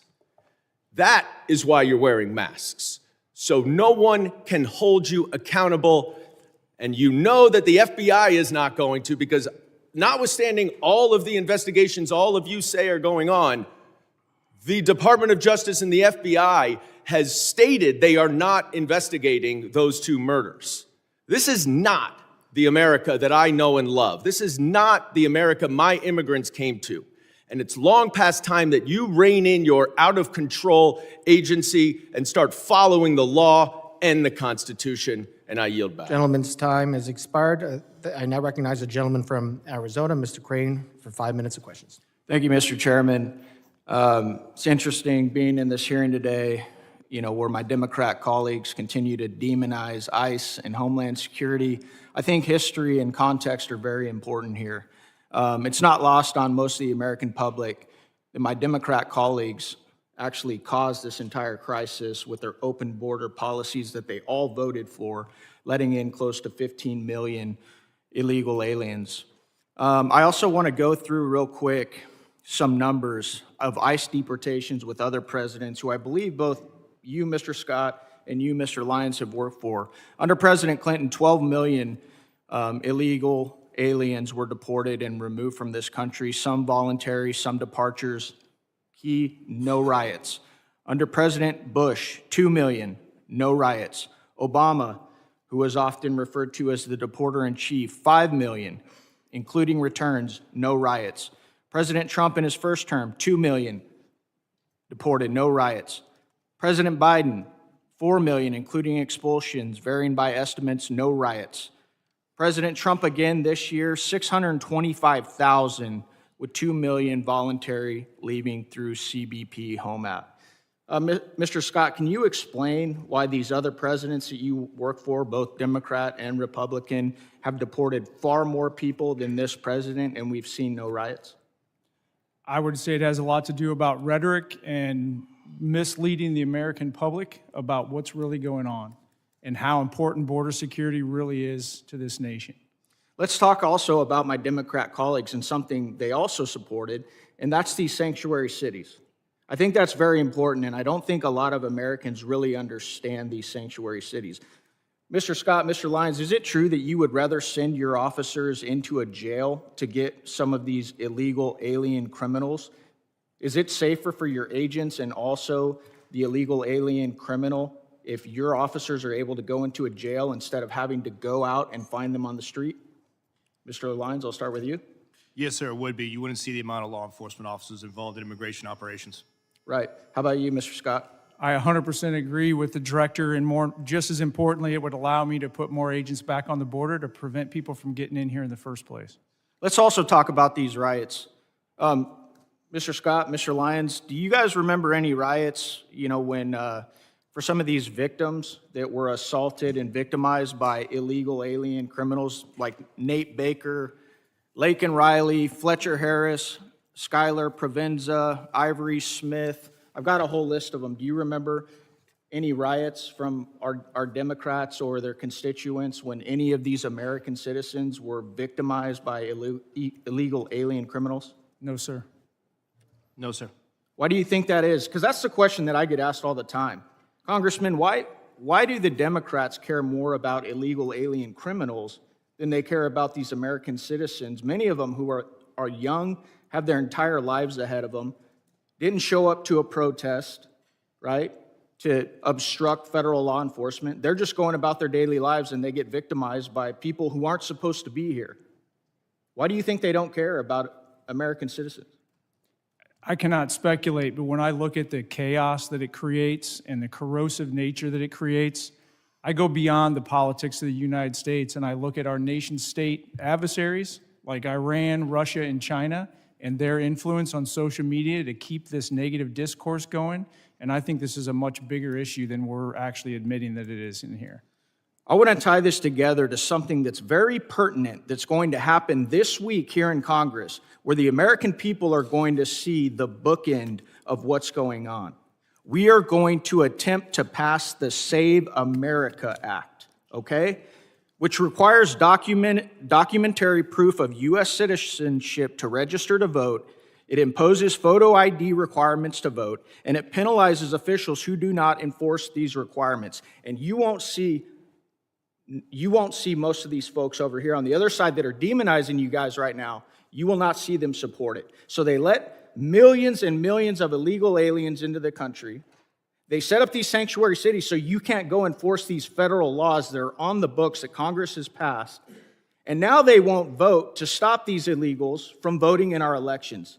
If the American people don't understand what this whole thing is about, it's about one word, and it always has been, and that is power. They want power, and they need these illegals to vote in our elections. That's why they don't care about the fraud either, because they need those votes as well. Thank you. I yield back. Gentleman yields back. I now recognize the gentlelady from Illinois, Ms. Ramirez, for 5 minutes of questions. Thank you, Chairman. My mother, a Guatemalan immigrant and an American, taught me that I have the responsibility to look evil in the eye and to fight it back. Mr. Lyon, Mr. Scott, Mr. Edlow, you have used your power to perpetrate great evil. And it's about time you answer this committee for the lawlessness that you've empowered and defended in your testimony.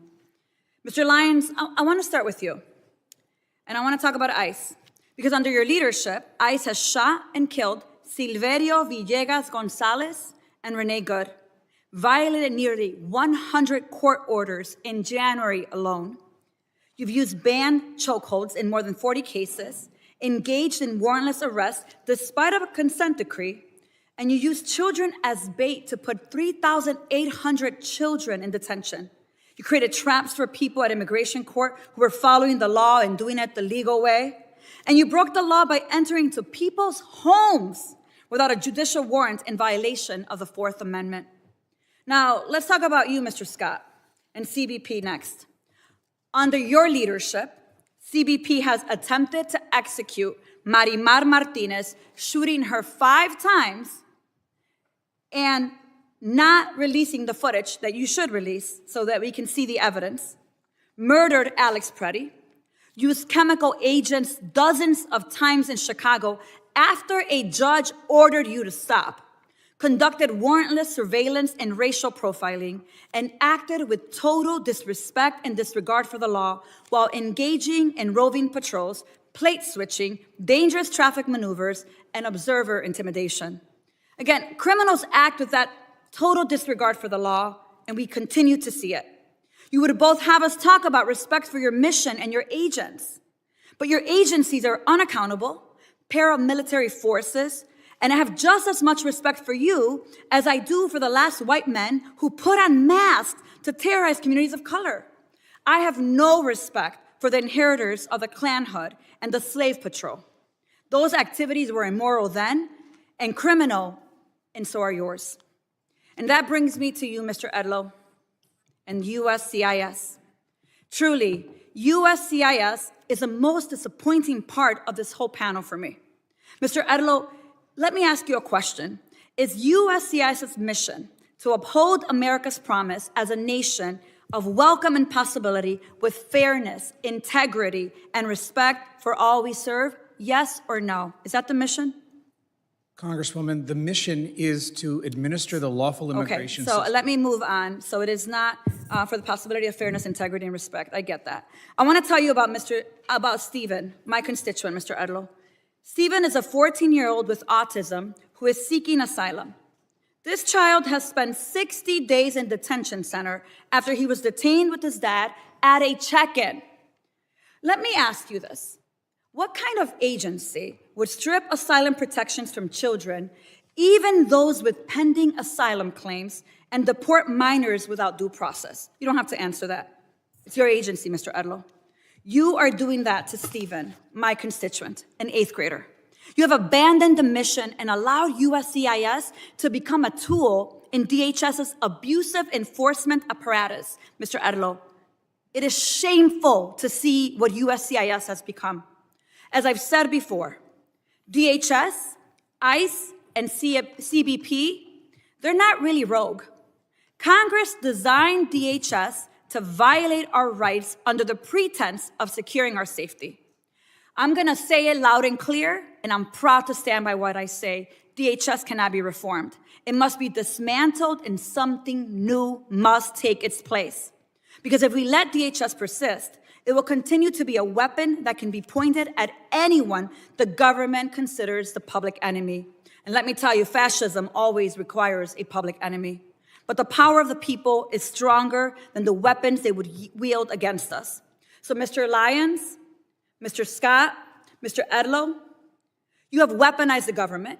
You have supported a fascist enterprise at the expense of our constitutional rights. You have violated the law. But let me remind you, you will not always be in power. One day, you will be held accountable for your role in this dark moment in America, in our nation's history. I guarantee it. And with that, Mr. Chairman, I yield back. Gentlelady yields back. As I said, the issues we're debating here are important, ones that members feel deeply about. While vigorous disagreement is part of the legislative process, members are reminded that we must adhere to established standards of decorum and debate. Witnesses are here today voluntarily, and I will continue to remind members that while oversight is important, aggressively attacking witnesses personally is inappropriate and not in keeping with the best traditions of our committee. And I now recognize the gentleman from Oklahoma, Mr. Burkeen, for 5 minutes of questions. Thank you, Mr. Chairman. Thank you to the witnesses. I want to start with a display over my shoulders. And this is something that is not specific only to Oklahoma. This is something that every member of this committee, if you will go to the DHS website, every constituent of every member of Congress, if you're curious of really the dark days, I want you to go to the DHS website and I want you to look at those not far from where you live, moms and dads, the arrest of illegal aliens who were preying on minors. Just because of a really intentional act by Kate Bryan on my staff to go a couple of weeks ago and look just in eastern Oklahoma, on the right side of me here. Just in eastern Oklahoma, I represent almost all the entirety of eastern Oklahoma. These are just the individuals, heinous acts, to include those with children. And yet I want to read you in a wider, to my left over here, what is happening in the state of Oklahoma. This person was picked up. Angel Nick, sexual exploitation of a minor. Renton Andrew, molestation of a minor. Chan Truding, child fondling. Feliciano Garcia, enticement of a minor. Caetano Lopez, statutory rape. Erasmo Avila, rape and lewd acts with a minor. So for everyone who is in short-term memory, it's the way things operate in the court of public opinion.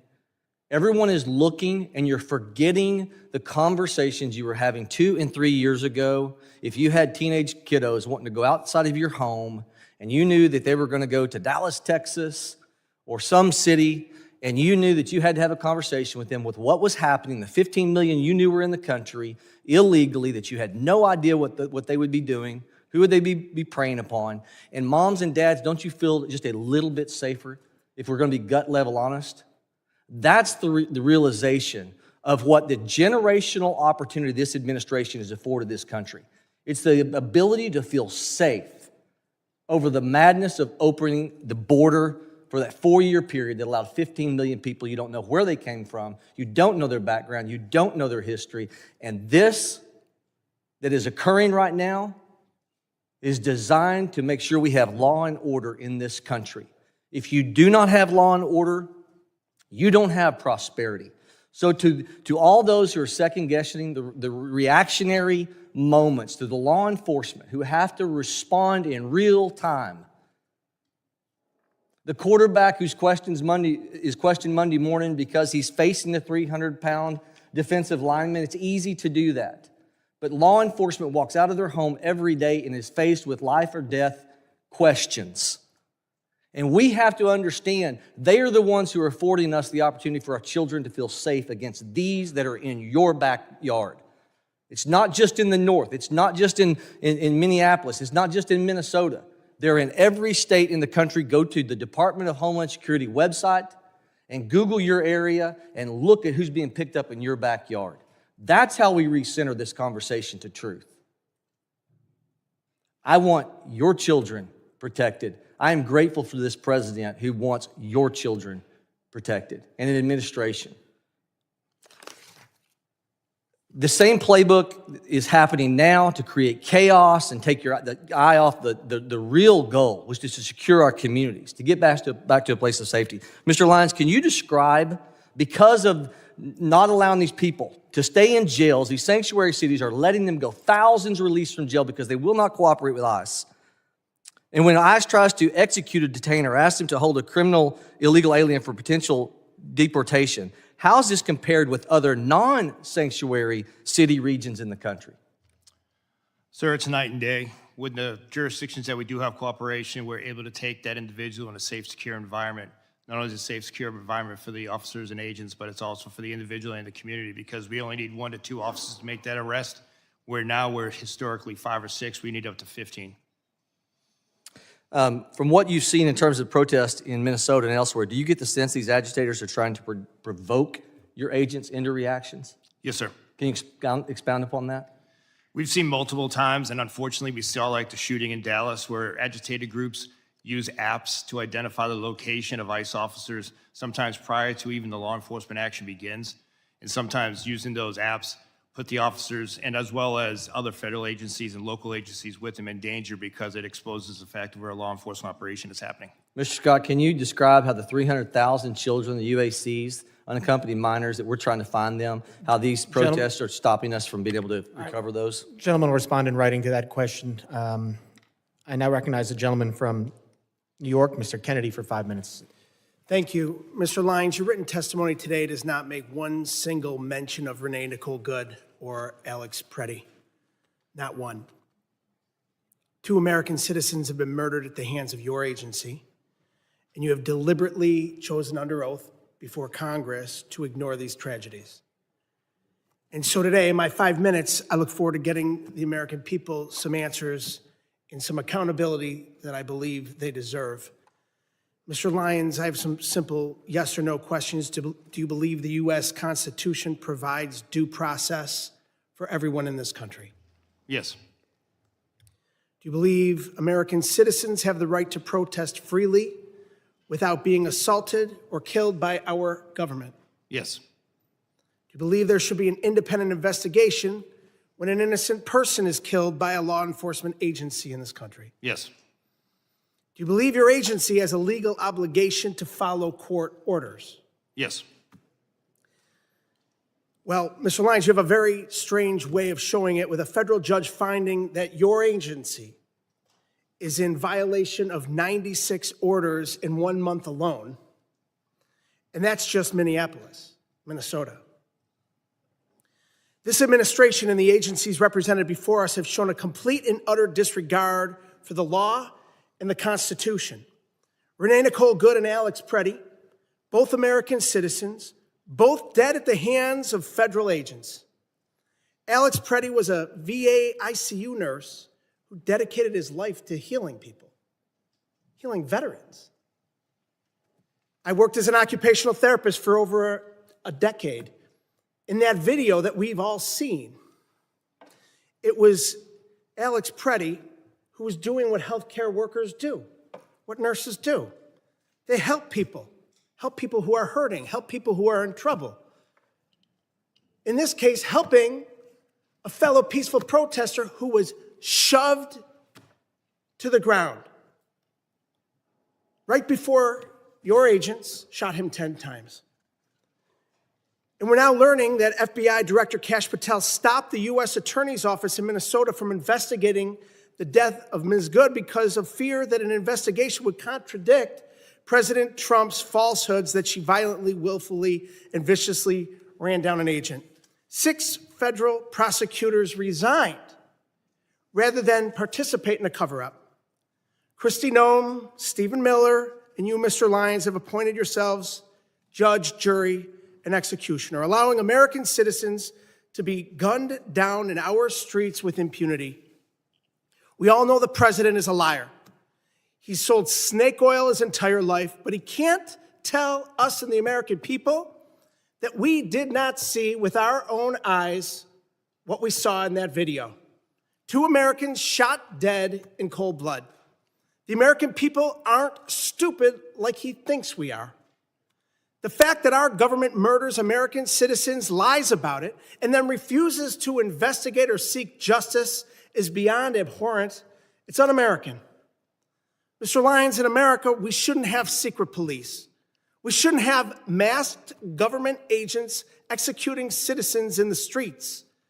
The Constitution does not give your agency the right to hide their faces while they kill Americans. Will you commit, yes or no, to immediately unmasking every agent conducting immigration enforcement and requiring them to wear standard uniforms with identifiable badges? No. Well, that's a sad response. Your answer is completely unacceptable. People who are proud of what they do aren't hiding their identity. We're a nation of laws, and you, your boss, Secretary Noem, and Donald Trump are not above the law. The American people are angry, and they're demanding accountability and justice from those giving the orders. Mr. Lyons, yes or no, do you believe that Secretary Noem should resign? I'm not going to comment on that, sir. So you're going to look the families of Renee Nicole Good and Alex Preddy in the eye and tell them Secretary Noem should keep her job after their loved ones were killed? Sir, the loss of any life is unacceptable. In the heart, my heart, prayers and thoughts go out to anyone who tragically losing his life, especially a child, since I've suffered personal loss in my life. But I'm not going to comment on an ongoing investigation. Well, Mr. Lyons, the American people are watching. Your unwillingness to demand accountability from your own leadership speaks volumes. 2 American citizens Gentleman's are dead. time is expired. The American people deserve Gentleman's accountability. time is expired. Members are reminded that we must adhere to established standards of decorum in debate. It is a clear violation of the rules of the House to make statements that might be personally offensive to the President or the Vice President of the United States. I now recognize the gentlelady from South Carolina, Ms. Biggs, for 5 minutes of questions. Thank you, Chairman Garbarino, and thank you to our witnesses. A big thank you for what you do each and every day to secure our border and to carry out the will of the American people. You know, this Trump administration and the CBP and ICE, they've done a stellar job of securing our border. And we can just look at the numbers. They tell the facts. Crossings are down from a high of over 300,000 a month under President Biden to around 10,000 a month under President Trump. However, the lax border policies of the Democrats have flooded our country with tens of millions of illegal immigrants. This invasion was facilitated by sanctuary cities. Most cities will hand over criminal aliens with a deportation order to ICE, but sanctuary cities refuse to do so, often releasing them back into the public around our communities, our children, and making it unsafe. Cities like Minneapolis pick and choose which laws they want to enforce, and by doing that, they place our federal law enforcement in danger, forcing ICE agents to make arrests out in public, something that could be avoided if sanctuary cities simply cooperated with the federal law. At the same time, radical leftists have stirred hysteria over routine immigration enforcement, calling immigration officers the secret police and even the Gestapo. Let me be very clear. This rhetoric has consequences. Between 2024 and 2025, we saw a more than 16,000% increase in threats of assault against immigration officers, and over 8,000% spike in death threats targeting those who enforce our laws. In Minnesota alone, there have been over 60 threats and 20 assaults to ICE officers. Just think about that if you were going to work every day and had to deal with that. Sanctuary cities, they choose criminals over citizens. My bill, the Mobilizing Against Sanctuary Cities Act, would cut off every single federal dollar to any city that helps illegals instead of law enforcement. Mr. Lyons, my question is to you. Why should taxpayers fund far-left politicians who put your agents at risk? Ma'am, unfortunately, what we've seen over and over is just the fact that there's so much rhetoric out there against the work the men and women of ICE have done. Again, going back in my career, this is my second decade, multiple administrations, and it's never been like this. And the actual public safety impact that the men and women of ICE do every day is significant, and it should still be true for all 50 states.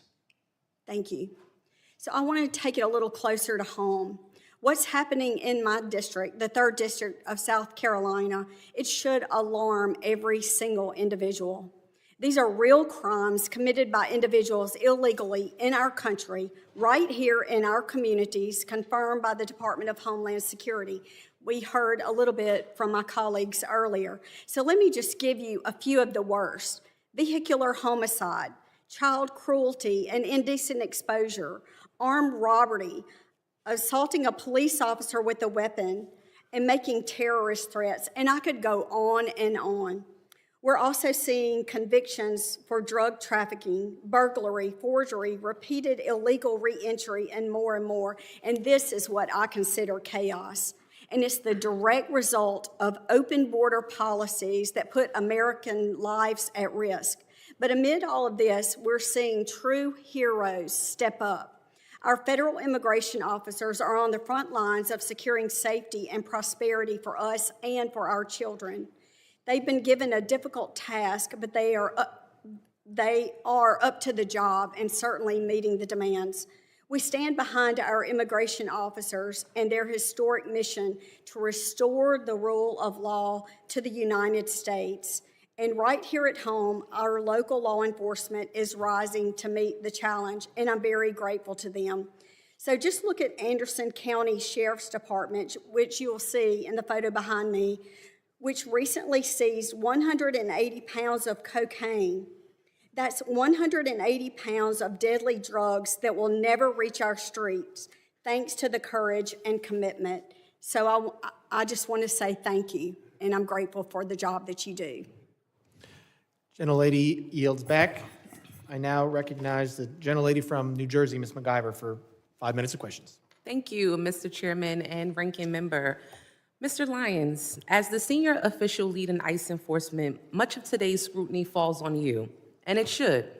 We have seen repeatedly that Republicans, Trump administration, its DHS, and your agency will do absolutely anything to avoid answering for your actions. When I showed up to inspect Delaney Hall, a private prison that you contract with, ICE tried not to give us an oversight tour.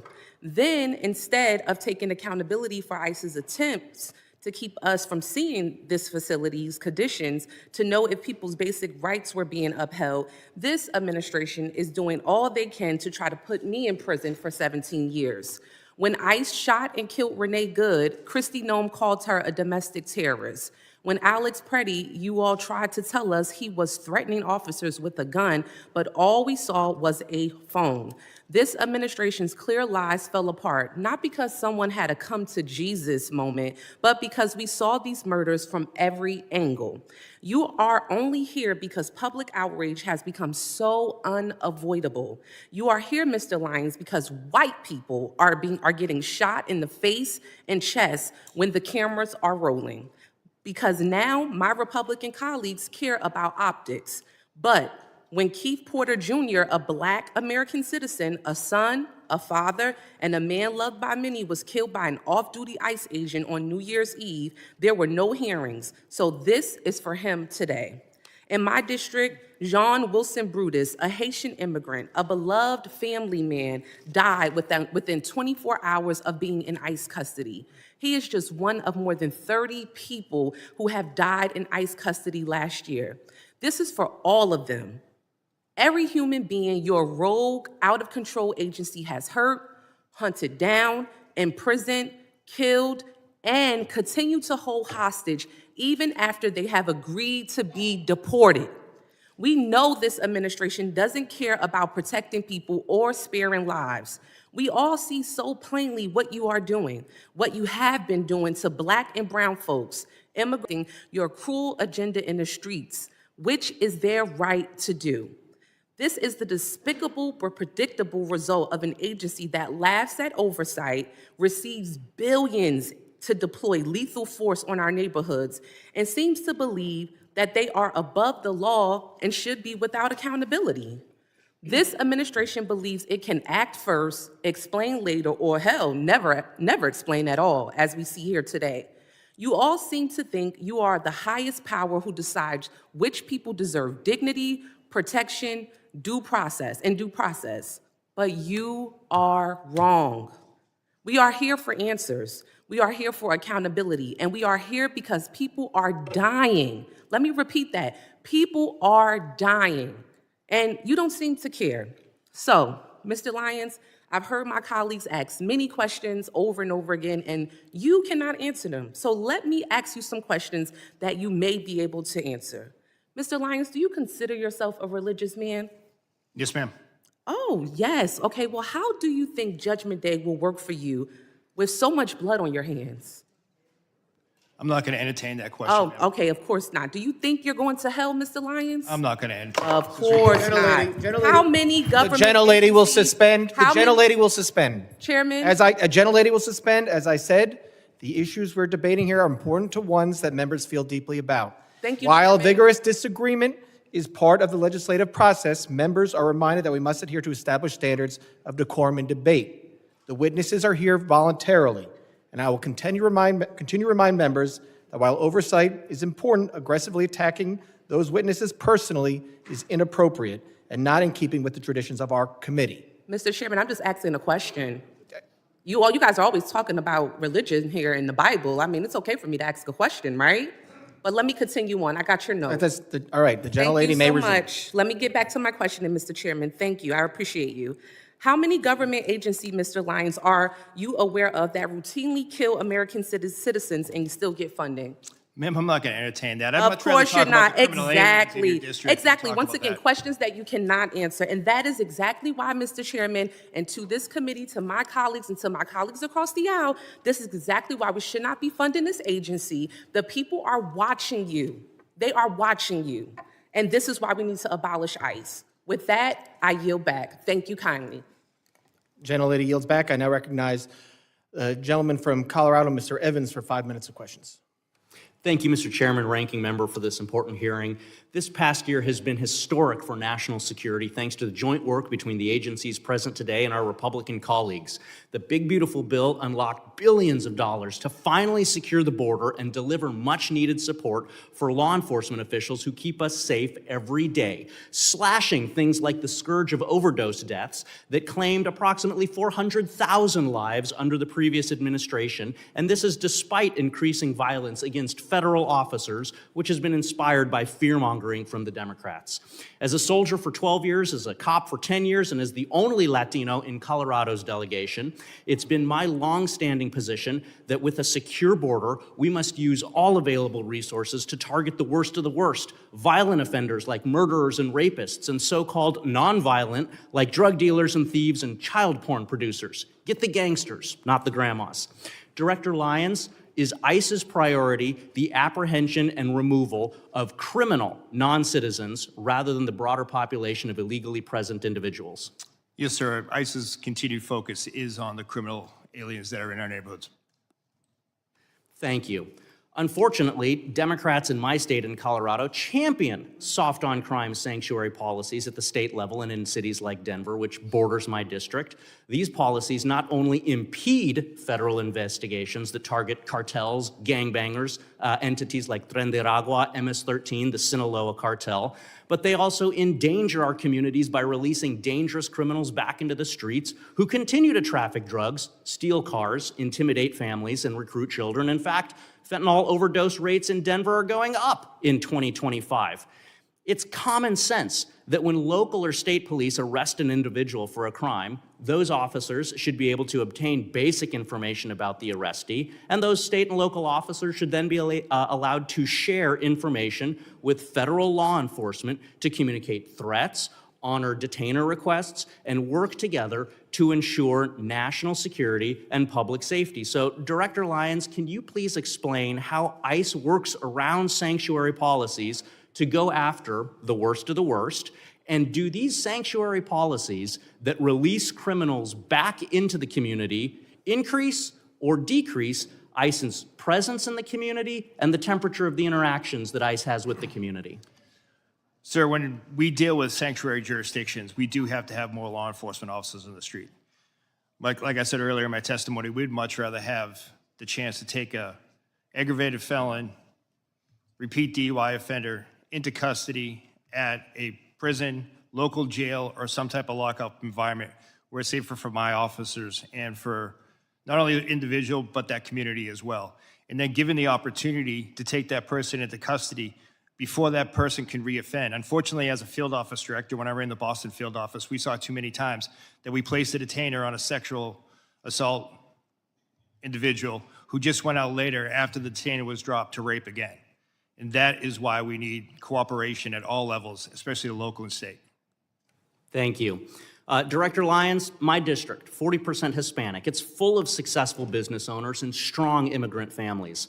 Unfortunately, my colleagues across the aisle are fanning the flames of fear for their own political gain in my Hispanic communities, scaring people over events that haven't happened in my district. So I'd like for you for just a brief moment to speak directly to my constituents who are legally present in the U.S., not criminals, but who are fearful of being searched or detained via immigration efforts. Should they fear ICE? And what policies does ICE have to prevent the seizure of people with legal status? Sir, ICE officers and special agents are trained in the Immigration and Nationality Act. So anyone that is here legally or lawfully or a U.S. citizen should not be concerned about being deported or detained. Unfortunately, many times there are individuals that are with criminal illegal aliens. And sir, as you being a former law enforcement officer, you know, you arrive on a scene, you ID everyone in that case. If we're looking for an individual and someone is here present in the country legally, then we're going to take action. We're not going to turn a blind eye no more. But someone that's in the country lawfully should not feel scared to walk down the street, drive. Thank you. Sorry, I got 23 seconds left. Have one thing that I want to ask. As a cop, if I had an arrest warrant, there's a difference between arrest warrants and search warrants. If I had an arrest warrant for an individual and I thought they were in the house, or if I was assisting social services with a child removal, I still had to have an arrest warrant to go in the house. So I have many questions about the memo saying that you don't need a warrant to go into the house. Will you commit with me at a later date to discuss this? 100%, sir. I would look forward to sitting down and discussing that. Yield back. Gentleman yields back. I now recognize the gentlelady from Texas, Ms. Johnson, for 5 minutes of questions. Thank you, Mr. Chairman. I would like to, Mr. Lyons, I wanted to just follow up on a statement that you just made, which is that if you're here legally and lawfully, you should not worry. I think the problem is there are many, many immigrants that are here legally and lawfully that are very worried because they have been snatched off the streets. They have had their face beat in by ICE agents. They've been yanked out of their car. They've been driven around and harassed. And so that is, I think, at the end of the day, the key nut of the crux here, which is that, unfortunately, there is not just this focus on criminals and that people who are here in legal status. And for example, I have an example of this that I'd like to highlight for you. Back in October, Maher Tarabishi, a North Texas resident who was allowed to be in this country legally and was under a supervision order to check in on an annual basis since 2008. and did that because he had an adult disabled son. And so he was here working as an IT consultant and was here in the legal process to take care of his adult legal son. He went to check into his appointment. It so happened to be at the time that the Dallas ICE office was closed due to the shooting. And so he was not able to check in. When he went back to check in, he was immediately snatched up and detained because he missed his appointment. That was unavoidable because the office was closed. He told everyone here was he in legal status. He had been here since 2008, and he had an adult disabled son that would likely pass away if he was not released. He was not released. His son died. And then to complicate it, he was not allowed to go and attend the funeral. And he's still in detention in the Bluebonnet facility in Texas. He is not a criminal. He has no criminal history. He was here legally. That is an unacceptable outcome. And I would like to know if you are willing to review his case and help us get his release, because he should not be in the Bluebonnet detention facility under these facts. Yes, ma'am. I'm committed to reviewing that case for you. I appreciate that. The other issue that I am really very concerned about is these warrantless entries into people's homes. It is a problem that is of epic proportion. There was just recently, yesterday, circulation, a Latino family, ICE just broke into their home without a warrant. And there was an example where they arrested a man in his pajamas who had every right to be here as a U.S. citizen, but wrongfully snatched out in the freezing cold without a warrant to do so. The problem that we're having, nobody wants to see attacks on ICE agents, sir. But this is something I have brought up in this committee time and time again, which is, unfortunately, under your leadership and under Secretary Noem's leadership, this rogue brutality that ICE agents are inflicting upon the people of this country is not being reined in. It's not being, the agents who are abusing their power are not being held accountable. I'm sure that there are many, many fine agents who are doing everything they can to exercise their duty lawfully. But the problem is there are agents who are not. And the power that they have has gone to their head, and they use that power unconstitutionally in violation of many people's direct constitutional rights. And what you're seeing in this country is the fact that your agency, it's not stopping. And rather than saying, yes, we're going to take steps to keep these people who are abusing their power and who are terrorizing citizens of this country wrongfully, that we're going to hold them accountable, rather than well, that's what we want to see. You're doubling down on that we're only going after criminals, which is in your own comments. You said that you had 397, I think that's right, 379,000 arrests, but only 8,700 of them were suspected gang members or known suspected terrorists. That's 2%. And the problem is we can't terrorize 98% of the people in this country that have been wrongfully detained for 2%.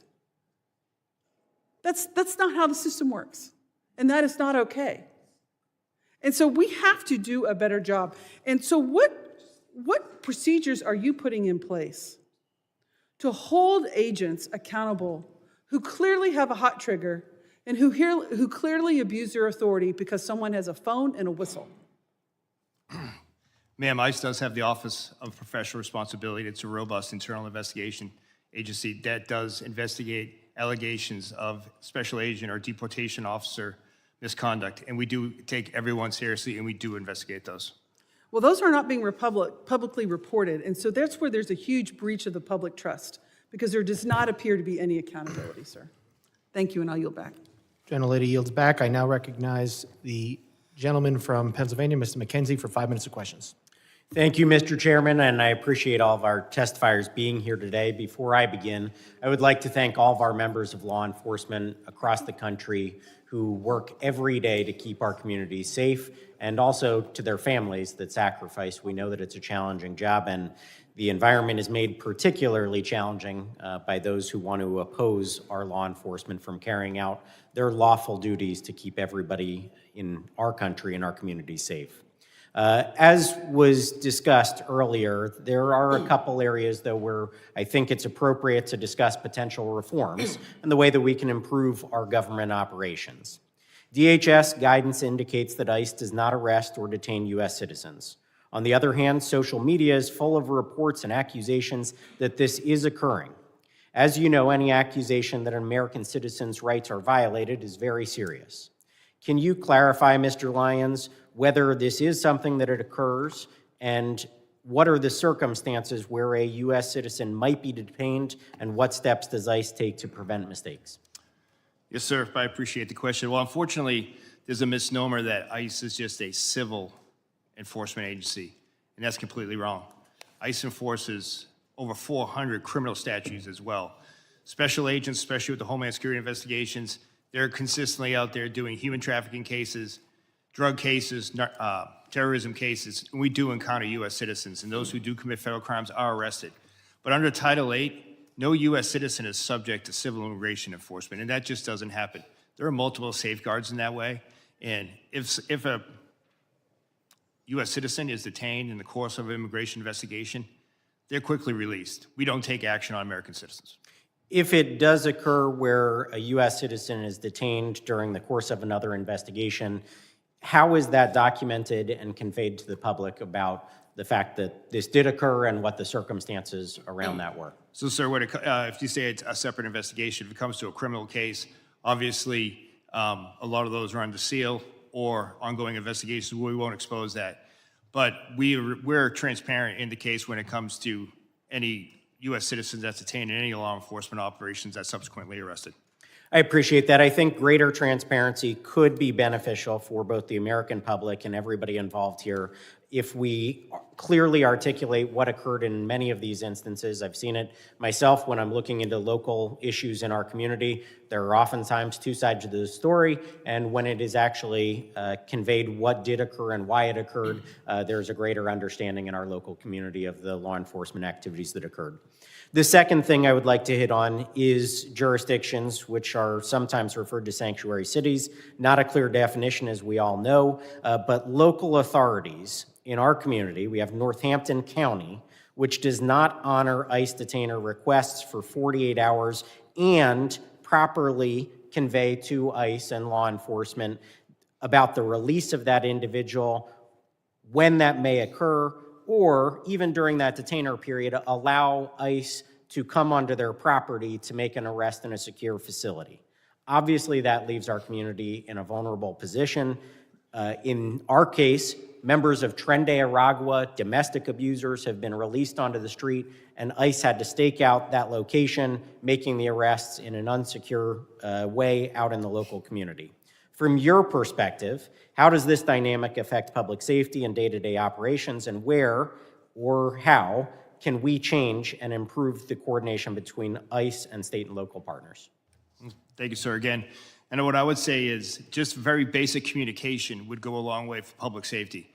You know, ICE respects and abides by state and municipality laws as well, where sometimes you can't hold for any reasons. But a simple phone call to let us know that that individual is going to be released, or if that individual is released, sharing that biographical data with us will go a long way. Because the last thing we want is a criminal illegal alien to go back into the community, and more often than not, they prey upon other migrants who are coming here for a better life, yet that they can hide in plain sight because these sanctuary jurisdictions won't just pick up a phone, notify ICE that they're being re-released. Well, I appreciate that. I think we want full cooperation between our local law enforcement and federal agents when they are trying to do their job. If somebody is on a detainer, they should be allowed onto that property, given the ability within that detainer window to make a lawful arrest. I think it would go a long way to keeping our community safe. I would like to thank all of you again for being here. The fact that you are here and present for this kind of testimony, I think, brings greater accountability and increases the ability for us to make reforms in Congress. Thank you again. Gentleman yields back. I now recognize the gentlelady from New Jersey, Ms. Poe, for 5 minutes of questions. Thank you, Mr. Chairman, and to our ranking member, Thompson. Gentlemen, thank you so very much for being here. Let me just be clear. Secretary No must step down or be impeached by the House, period. The lawlessness, the cruelty, the outright viciousness that she has created has destroyed an agency whose very mission is to protect our country. Under Noam's leadership, congressional oversight is ignored, detention visits are blocked, due process is ignored, and laws are broken without thought. This is the first time any of you have testified before our committee. It took 2 American citizens being murdered in cold blood to get you to show up. ICE raids schools, churches, and hospitals. And let's not forget 5-year-old Liam Ramos. You used him as a bait and then detained him despite his father legally seeking asylum. Liam is the face of your cruelty. My district is one of the most ethnically diverse in America. Our diversity is our strength, but somehow you all seem to believe it's a weakness. Last fall, the Supreme Court greenlit ICE's ability to yank people off the street based on one thing, such as, quote, the type of work one does, speaking Spanish or speaking with an accent, and their apparent race or ethnicity. Mr. Lyons, I speak Spanish. If I wasn't wearing my member pin, would me being a Latina or speaking Spanish be enough for ICE agents to harass me or shove me into one of your unmarked cars? No, ma'am. I speak for all of us when I say that I think we know the real answer to this. These are the realities traumatizing my constituents. We know that ICE is transferring New Jersey detainees to other states like Texas, ripping them from their families and leaving them unable to challenge their detention. Mr. ICE, yes or no? I'm sorry, Mr. Lyons. Yes or no? Ma'am, I'm sorry. Will you provide us with a list of people ICE has transferred from New Jersey to other states so that I can inform their families where they are? Yes, ma'am. These are people like my constituent, Lee Cordilla, whose ICE shipped to Texas and continues to detain despite 2 judicial orders compelling her release. Over the weekend, Lee Cow was hospitalized for her family, where she was sent and the status of her condition. When will she be freed? Yes, ma'am, you have my commitment that I'll look into that. Thank you. Now soon, Mr. Lyons and all of you, my district will host the World Cup matches and hundreds of thousands of visitors will come. Visitors' confidence is plummeting and jeopardizing the World Cup. Mr. Lyon, will you commit to ensure that pausing its operations and raise at FIFA matches and other FIFA-sanctioned public events?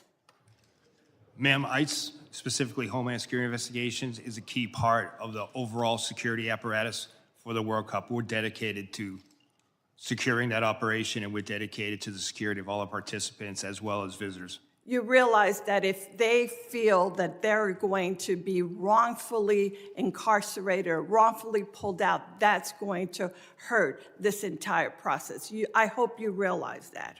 Yes, ma'am, and ICE is dedicated to ensuring that everyone that visits their facilities will have a safe and secure event.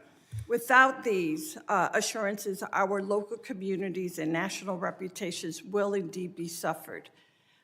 Thank you, Mr. Chairman. I yield back. Gentlelady yields back. I now recognize the gentleman from North Carolina, Mr. Knott, for 5 minutes of questions. Thank you, Mr. Chairman. Using the trope, diversity is our strength as an excuse for lawlessness is unbelievably naive and dangerous. Nobody in this room would say that diversity is a bad thing. Lawlessness is a bad thing. Law and order is much more of our strength than open bordered policies that welcomes anybody with no vetting. And when you get down to the nuts and bolts of this issue, we would not be having this hearing if the Democrats attacked illegal immigration with the same vigor that they're attacking law enforcement and the men at this table. That's a fact. And it's worth noting that the dishonesty in framing these issues has been unbelievably obvious, it's been consistent, and just as an anecdote, Mr. Lyons, was Liam used as bait by your agency? No, sir. Actually, law enforcement officers took care of the child after the father abandoned him at a... Walk us through what that means. So, sir, the individual that was driving that vehicle with Liam was in fled from the scene from the officers. He was obviously upset. We comforted him. The officers actually placed him in one of our vehicles, played his favorite song, favorite music. Then they took him to McDonald's. You all got him McDonald's. So you all did not abduct him. You did not use him as bait. Any characterization of that is a lie. And it has been repeated over and over by the Democrats to frame your agency. You know, it's worth noting again that the Democrats fought to prevent any vetting of 20 million illegal immigrants into this country over the last 4 years. They attack agents rather than those who are assaulting agents today. They continually misframe what's happening in the ground. They continually malign the law enforcement officers who are providing legal structure to otherwise lawless landscapes in this country. And it's worth noting that there have been roughly 2 million people in the country who have been removed in the last year, some voluntarily, and then some by forced deportations. We've heard roughly about 25 cases of alleged abuse. Some of them, as I just pointed out, are dishonestly framed. But let's do a favor to the Democratic side. Let's increase that number by 1,000 times. 25,000 cases of alleged abuse or improper protocols.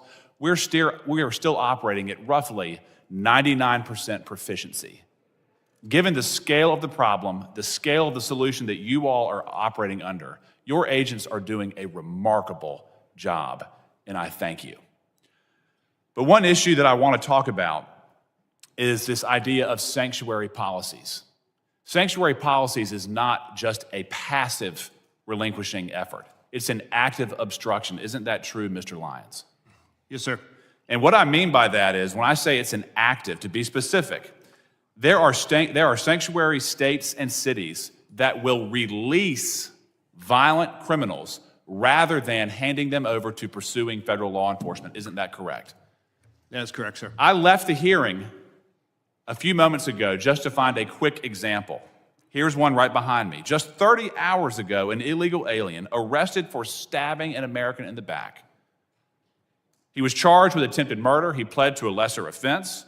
The feds wanted him, sought a detainer, and then rather than hold him for your agent's pickup, he was released back into the streets of Maryland. That is not an unusual action from local hostile law enforcement, is it, Mr. Lyons? No, sir, that's what we face every day. So we've heard the Democrats complain that we're not getting the worst of the worst, but their sanctuary jurisdictions that control roughly 40% of this country's population will actively release sex predators, drug dealers, violent offenders, rather than hand them over to you for deportation. And these are people who are already in custody. Am I correct, Mr. Lyons? Yes, sir. The individuals were already deemed a public safety threat by local or state law enforcement. And then when they get a federal detainer, they will release them on the street rather than turn them over for deportation. Yes, sir. It's disgusting. Mr. Scott, I want to talk to you briefly. I'm running out of time. How many cities does your agency operate in? We operate nationwide. Why is it that there is so much tension in Minneapolis, St. Paul right now? Because paid agitators are actively trying to stop law enforcement action. Without that, you wouldn't even have any idea most of these arrests were taking place. In many parts of the country, local law enforcement assists your efforts to bring legal structure to these lawless areas. Isn't that correct? That's correct. And when order is maintained, you can do your job peacefully, correct? Correct. And all we've ever asked is for law enforcement to do their job, not necessarily. In Minneapolis, St. Paul, local law enforcement in some cases have been prohibited from maintaining order so you can do your job. Isn't that correct? Correct. Gentleman's time is I yield back. expired. Thank you. I now recognize a gentleman from Virginia, Mr. Walkinshaw, for 5 minutes. Thank you, Mr. Chairman. Director Lyons, your opening statement referenced the importance of protecting children, and I'm glad to hear your commitment to that. I want to focus on one of President Trump's mass deportation policies that the experts say harms children: child detention.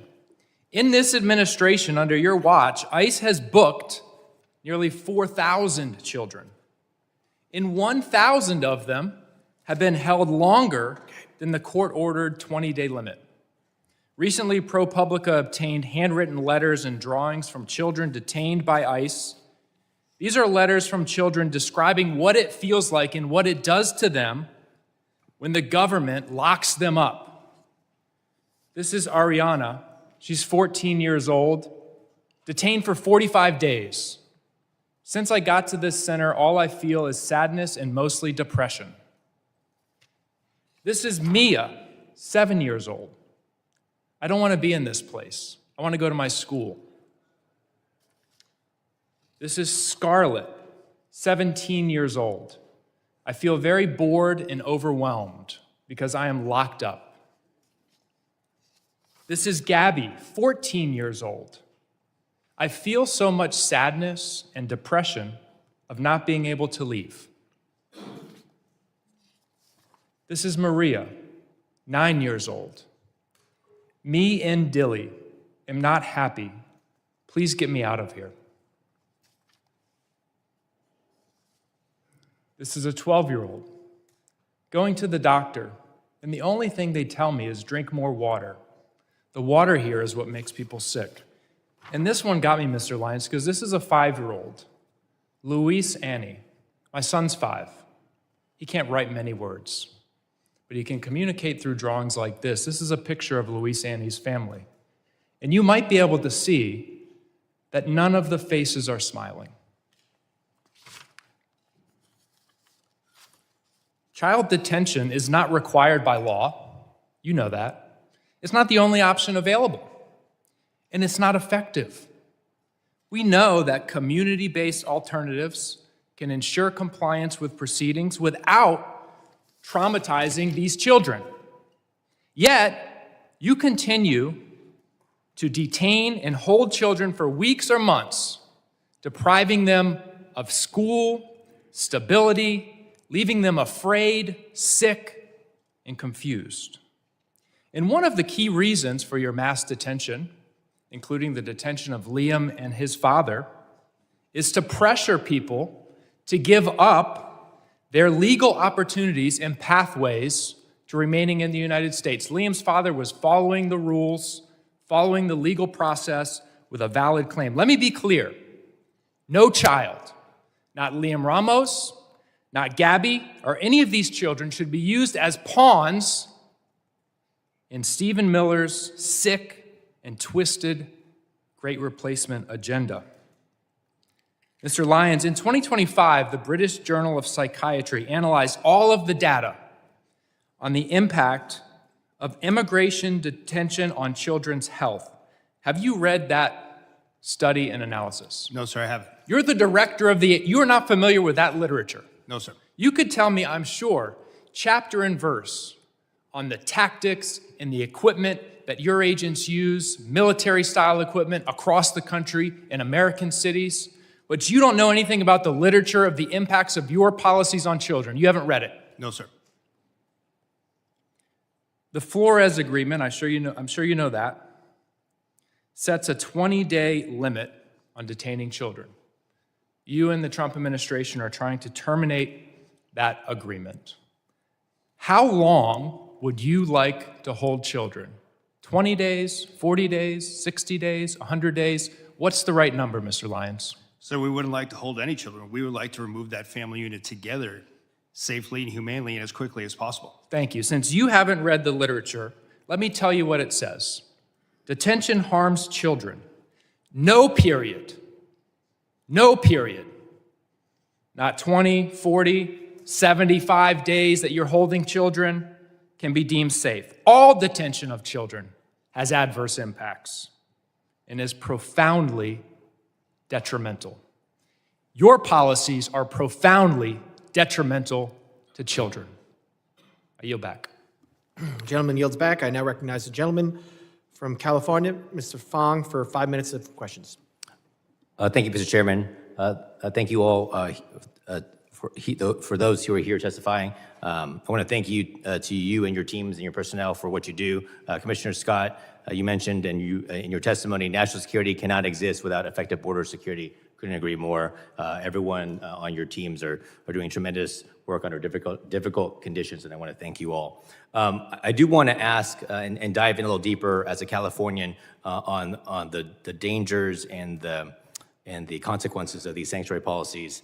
Director Lyons, I was in the state legislature in 2017 when sanctuary state policies were put in California. I opposed SB 54 because at the time, and everything has proven to be true, it was outlined that the impact on ICE and Border Patrol agents was that there would be reduced information and access, agents would be conducting higher risk enforcement operations, and that there would be operational constraints when it comes to limiting cooperation between state and local law enforcement. I wanted to get your perspective, Director Lyons, and I'll go to you, Commissioner Scott, as well.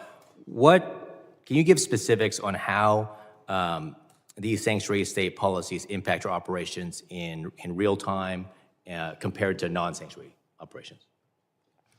Well, sir, for ICE, what I would I'll refer back to what we talked about earlier in my testimony, the fact that when state or local or county agencies don't cooperate with Immigration and Customs Enforcement, it forces us to go back out to the community, which we don't want to do. It also increases the number of assets we have to put towards that arrest. Like I said earlier, I would much rather send 1 or 2 agents or officers to make that arrest in a safe, secure location rather than being out in the street. It's safer for everyone involved. And before I go to you, Commissioner Scott, and answer, I just want to let everyone know, in California, and I think it was just reported a couple of days ago, there were currently 33,179 illegal aliens in the custody of California jurisdictions with active detainers. The crimes of these aliens include 399 homicides, 3,313 assaults, 3,171 burglaries, 1,011 robberies, 8,380 dangerous drug offenses, 1,984 weapon offenses, and 1,293 sexual predatory offenses.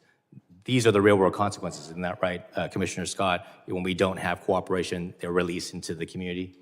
Those are exactly the consequences. And I would just add, California specific, they went above and beyond everybody else. I mean, in a negative way. They prohibited state and locals when they saw a crime taking place in front of them from sharing that information with us. San Diego, for example, right after that law was passed, a highway patrol pulled over a U-Haul van, and it was a smuggling event, probably a human trafficking event.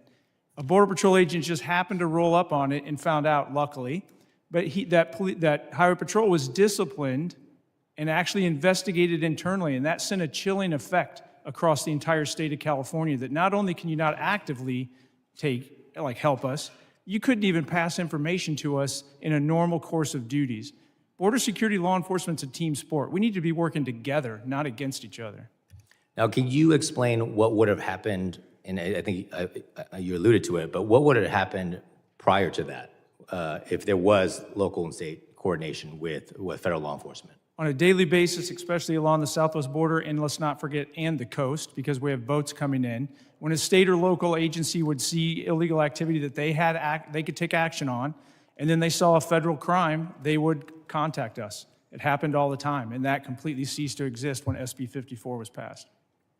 And these crimes, of course, as you mentioned before, if you go into specifics, I mean, this is trafficking, both humans and drugs. This is rape, assaults. I mean, anything. You're telling me that if any of those crimes occurred, if right now in California, if someone witnessed it, if a state law enforcement or local law enforcement witnessed these crimes being committed, they could not notify you. They have some felony exceptions, but in most cases, you don't know until you start asking questions if it's just a smuggling event or a human trafficking event. Until you actually pop the trunk of the vehicle or the back of the car, you don't know what commodity is back there, if it's people or something else. It put a chilling effect beyond the actual written language on any kind of cooperation in the state. Well, I want to thank you for that. Yes, there were some exceptions when it comes to felonies, but someone who lives in California and was there for the discussion and debate, everything we warned about when it came to sanctuary state policies and the consequences to our community and the consequences to public safety, they have come true. And that is sad and unfortunate, and we need to undo those policies. So I want to thank you all for your leadership and testimony and your work. Thank you, and Mr. Chairman, now you back. Gentleman yields back. I now recognize the gentleman from Louisiana, Mr. Carter, for 5 minutes of questions. Mr. Chairman, thank you very much. And to our witnesses, thank you for being here. What we've heard today and seen play out in the streets of this nation for the past year, straight out of the Trump administration's fascist playbook. Cheat, murder, lie about it, practice the art of mass distraction. The American people are not happy about this. This administration's officials are sitting before us. 2 people are dead. I understand that there's an investigation and you cannot go into the details about that. But there certainly appears to be no shame on the part of these officials who've undoubtedly watched some of your officers conduct themselves in ways that I know you don't condone. Not as law-abiding people, right? So I got to give you the benefit of the doubt. And I can't understand why you show no shame, no contrition, no remorse for the human lives that have been lost, or for the trampling of the Constitution and the tearing apart of the moral fiber of our nation. They think, apparently, you think, apparently, you've been coached, apparently, you've been called out of the room with a forced break to be told to be more aggressive, to push back against questions. The American people saw that happen. The American people watched as you all looked at each other. Oh, I didn't ask for a break. And clearly you were called in the back to be coached. A halftime locker room pep talk. This isn't a game. These are people's lives. We should all be, you should be, your officers should be held accountable that no one is above the law. No one can evade the Constitution. No person can evade what is right, even though you think that Donald Trump will protect you, and maybe he will for now. But there will be a time that you have to answer these questions. And while you have worked on many administrations, and it's been asked, you worked on different administrations, what's different? I'll tell you what's different. The approach of how you conduct it, your search and seizure. The reason there were so many others and there were not riots was because people were not being trampled. You had trained officers who knew the art of de-escalation. They understood the rule of law. They understood the Constitution. Yet now we continue to hear lies. Last year, I took members of Congress on an oversight visit to ICE facility. We were told certain things that turned out to be patent lies. They told us things that we witnessed within moments of being there to not be true, yet we continue to hear you and some of my colleagues suggest, don't believe your eyes, don't believe your ears, just trust us. Well, the American people can see. And this notion that Democrats don't want enforcement, those are talking points that are wrong. We want rapists and murderers off the street. We want the bad, the worst of the worst, to be arrested and to be deported if they aren't supposed to be here. What we don't want is citizens running down the street being chased by ICE agents, people being shot on the streets by rogue officers who are in fact American citizens. What we don't want is to see people like Ms. Good or Mr. Preti simply doing what we often say, if you see something, say something. We don't want to see people dying on the streets. So let me ask you a quick question. Mr. Lyons, has ICE ever detained an American citizen such as they are not free to leave, whether it is on the sidewalk, the street, or thrown into the back of an ICE vehicle because they looked or sounded a certain way, even though they said they were American citizens? Yes or no, quickly, I only got 38 seconds. No, sir. That's never happened before. That we've arrested one? No, sir. We've detained individuals to verify identity, but we haven't arrested or deported. No, sir. Detain, arrest, check it out. It's Yes, sir. the same thing, right? All right. What does an undocumented person look like or sound like? Does it look like Mr. Garbarino? Does it look like me? Could look like anyone, sir. Okay, well, how are you training your people? Because you've said and others have said, if they sound a certain way, they look a certain way, we're going to stop them. That was quoted by your people. What do you say to that? Sir, what I say is that ICE does criminal targeted enforcement based on intelligence, and we don't use the color of skin or accents for that. So the person who said that was wrong.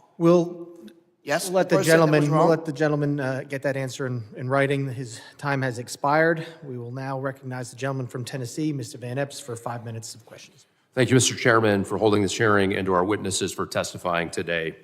I want to commend the job the Trump administration and you gentlemen are doing to secure the border, enforce federal immigration laws, and keep dangerous criminals off our streets.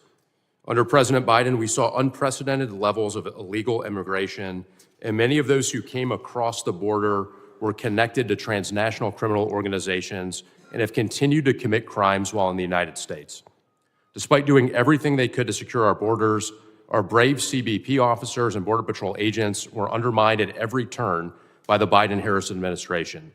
Yet under President Trump, CBP, Border Patrol, and ICE have been empowered to do their job and fulfill their mission. As a representative from Tennessee, I can't help but compare operations in Minneapolis to those in Memphis. Federal law enforcement operations in Memphis have been successful by every standard and metric, with Memphis State Task Force arresting over 6,000 people. And while immigration enforcement isn't a stated goal of this task force, there is no question that it is also taking place. The successful operations are due in large part to the outstanding leadership of Governor Lee, who has worked closely with federal partners. Over the last year, the Trump administration has arrested numerous gang members, pedophiles, and drug traffickers in Memphis, with little fanfare or interference from activists. As a result of this cooperation, murders in Memphis are down by 47% since President Trump took office, and overall violent crime is down by 30%. In May of last year, ICE enforcement and removal operations worked with Tennessee Highway Patrol and DHS components to successfully arrest 196 criminal illegal aliens across the greater Nashville area. I am grateful for the role the members of the Tennessee Highway Patrol played in that operation, and their cooperation has made my district significantly safer. Since then, over 56 partnering agencies are working together alongside ICE to keep Tennesseans safe. ICE has carefully highlighted the worst of the worst criminal aliens it has arrested. Today, I will be entering into the record nearly 120 illegal aliens that have been arrested in Nashville, with rap sheets ranging from identity theft to drug smuggling, larceny to arson, and robbery to rape. Federal agents are executing their mission to defend American citizens and protect our communities. The major challenge we've seen in Minneapolis and similar cities are directly caused by sanctuary city policies and the refusal of local leaders to enforce the law, preventing local law enforcement from working with ICE. This leaves ICE and others unsupported, having to manage protesters and domestic friction in addition to their actual mission of enforcing immigration law. Local law enforcement is crucial to facilitate the mission. Director Lyons, contrast ICE's experience in Minneapolis with other cities around the country, including Memphis and others, that have agreements to work with ICE.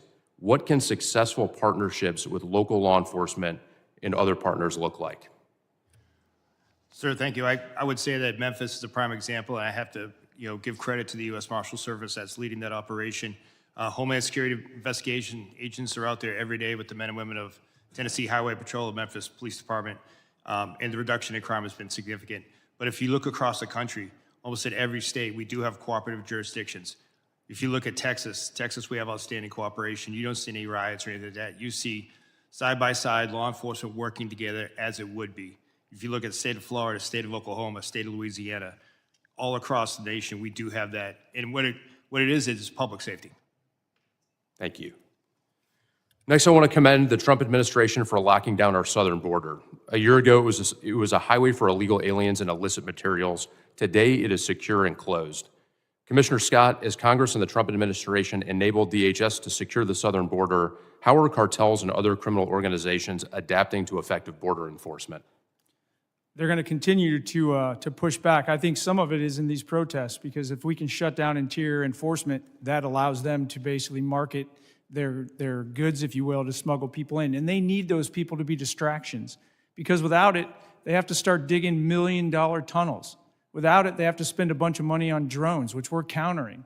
But without it, they have to go out into the ocean where they stick out like a sore thumb, and we're increasing our radars on the West Coast and increasing our air coverage. Basically, it affects their bottom line, and it makes it harder and harder for them to bring their poison and anybody that wants to threaten this country that's willing to pay them here.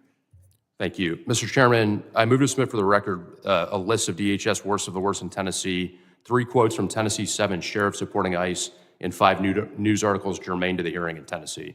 And sir, I yield back. Without objection. Gentleman yields back. I now recognize the gentleman from Texas, Mr. Green, for 5 minutes of questions. Thank you, Mr. Sorry, Mr. Chairman. Can you hear me now? Is it? The microphone right there. Well, will you give me a moment to get a bit closer, please? Thank you, Mr. Chairman, and I say it sincerely. I believe this is a most valuable hearing, and I'm honored that the ranking member would be here with us to accommodate us, as is the case with you. Mr. Lyons, is it true that you have a criminal justice degree, a bachelor's degree in criminal justice? Yes, sir, it is. Is it also true that you have a master's degree in criminal justice leadership? Yes, I do. And would you, as a professional with 2 degrees in criminal justice, indicate to us that if an officer commits murder, that officer should be prosecuted? Sir, any law enforcement misconduct needs to be investigated and prosecuted. Investigated and prosecuted. And have you seen the widely published video of the killing of Mr. Alex Preddy? Yes, sir. And sir, my assumption is that if I ask you whether this was an injustice, you would say you cannot comment because of an ongoing investigation. Is that a fair statement? Yes, sir. And what is the rationale for not responding to an ongoing investigation? Sir, I don't want to impede or prejudice the investigation. No, not this one. Any, as in your profession now, but any investigation. What's the rationale? Not this one, any. Same for any investigation, sir. I don't want to. You would not want to. I don't want to tell us- bias or put my finger on the scale of any investigation. You not. What's the rationale for your not testifying about it is my question. I don't understand your question, sir. What does the law say? What is the rationale? What harm would it do if you testified? Because I don't have the full facts of the case yet, sir. Exactly, that's what I expected you to say. You don't have the full facts. Thank you. And I assume you would agree with this, Mr. Scott, is this true? Yes, sir. And Mr. Edlow, you would agree? I assume so. I'm not a professional in law enforcement. Well, I'm but an you're a attorney. professional person with a degree of intellect such that you can comment on whether or not. Well, I this certainly cause would harm. not comment on anything. Not a specific case. We're talking about now any case. Would you agree that it would cause harm for you to testify before there's an investigation? Certainly without having all the facts. All right, surely you would agree. Which brings us to Secretary Noem. Secretary Noem accused Mr. Preddy of brandishing a firearm while wishing to inflict harm on the officers. Secretary Noem.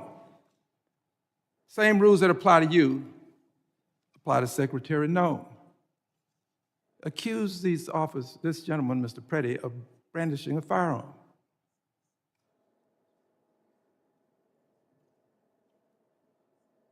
Secretary Noem doing this when she did without an investigation. We have to agree that there's not been an investigation. I don't think I have to ask you that. Not a complete investigation that we know of anyway. She did it right afterwards. Having done this, she is violating this very basic principle that you have called to our attention today. And we have to ask ourselves, why would she go so far as to say brandishing when he did not? The video will clearly show it. And she said wishing to inflict harm. Did not inflict any harm. But the secretary, without an investigation, made these comments. I'll tell you why. The secretary was in a rush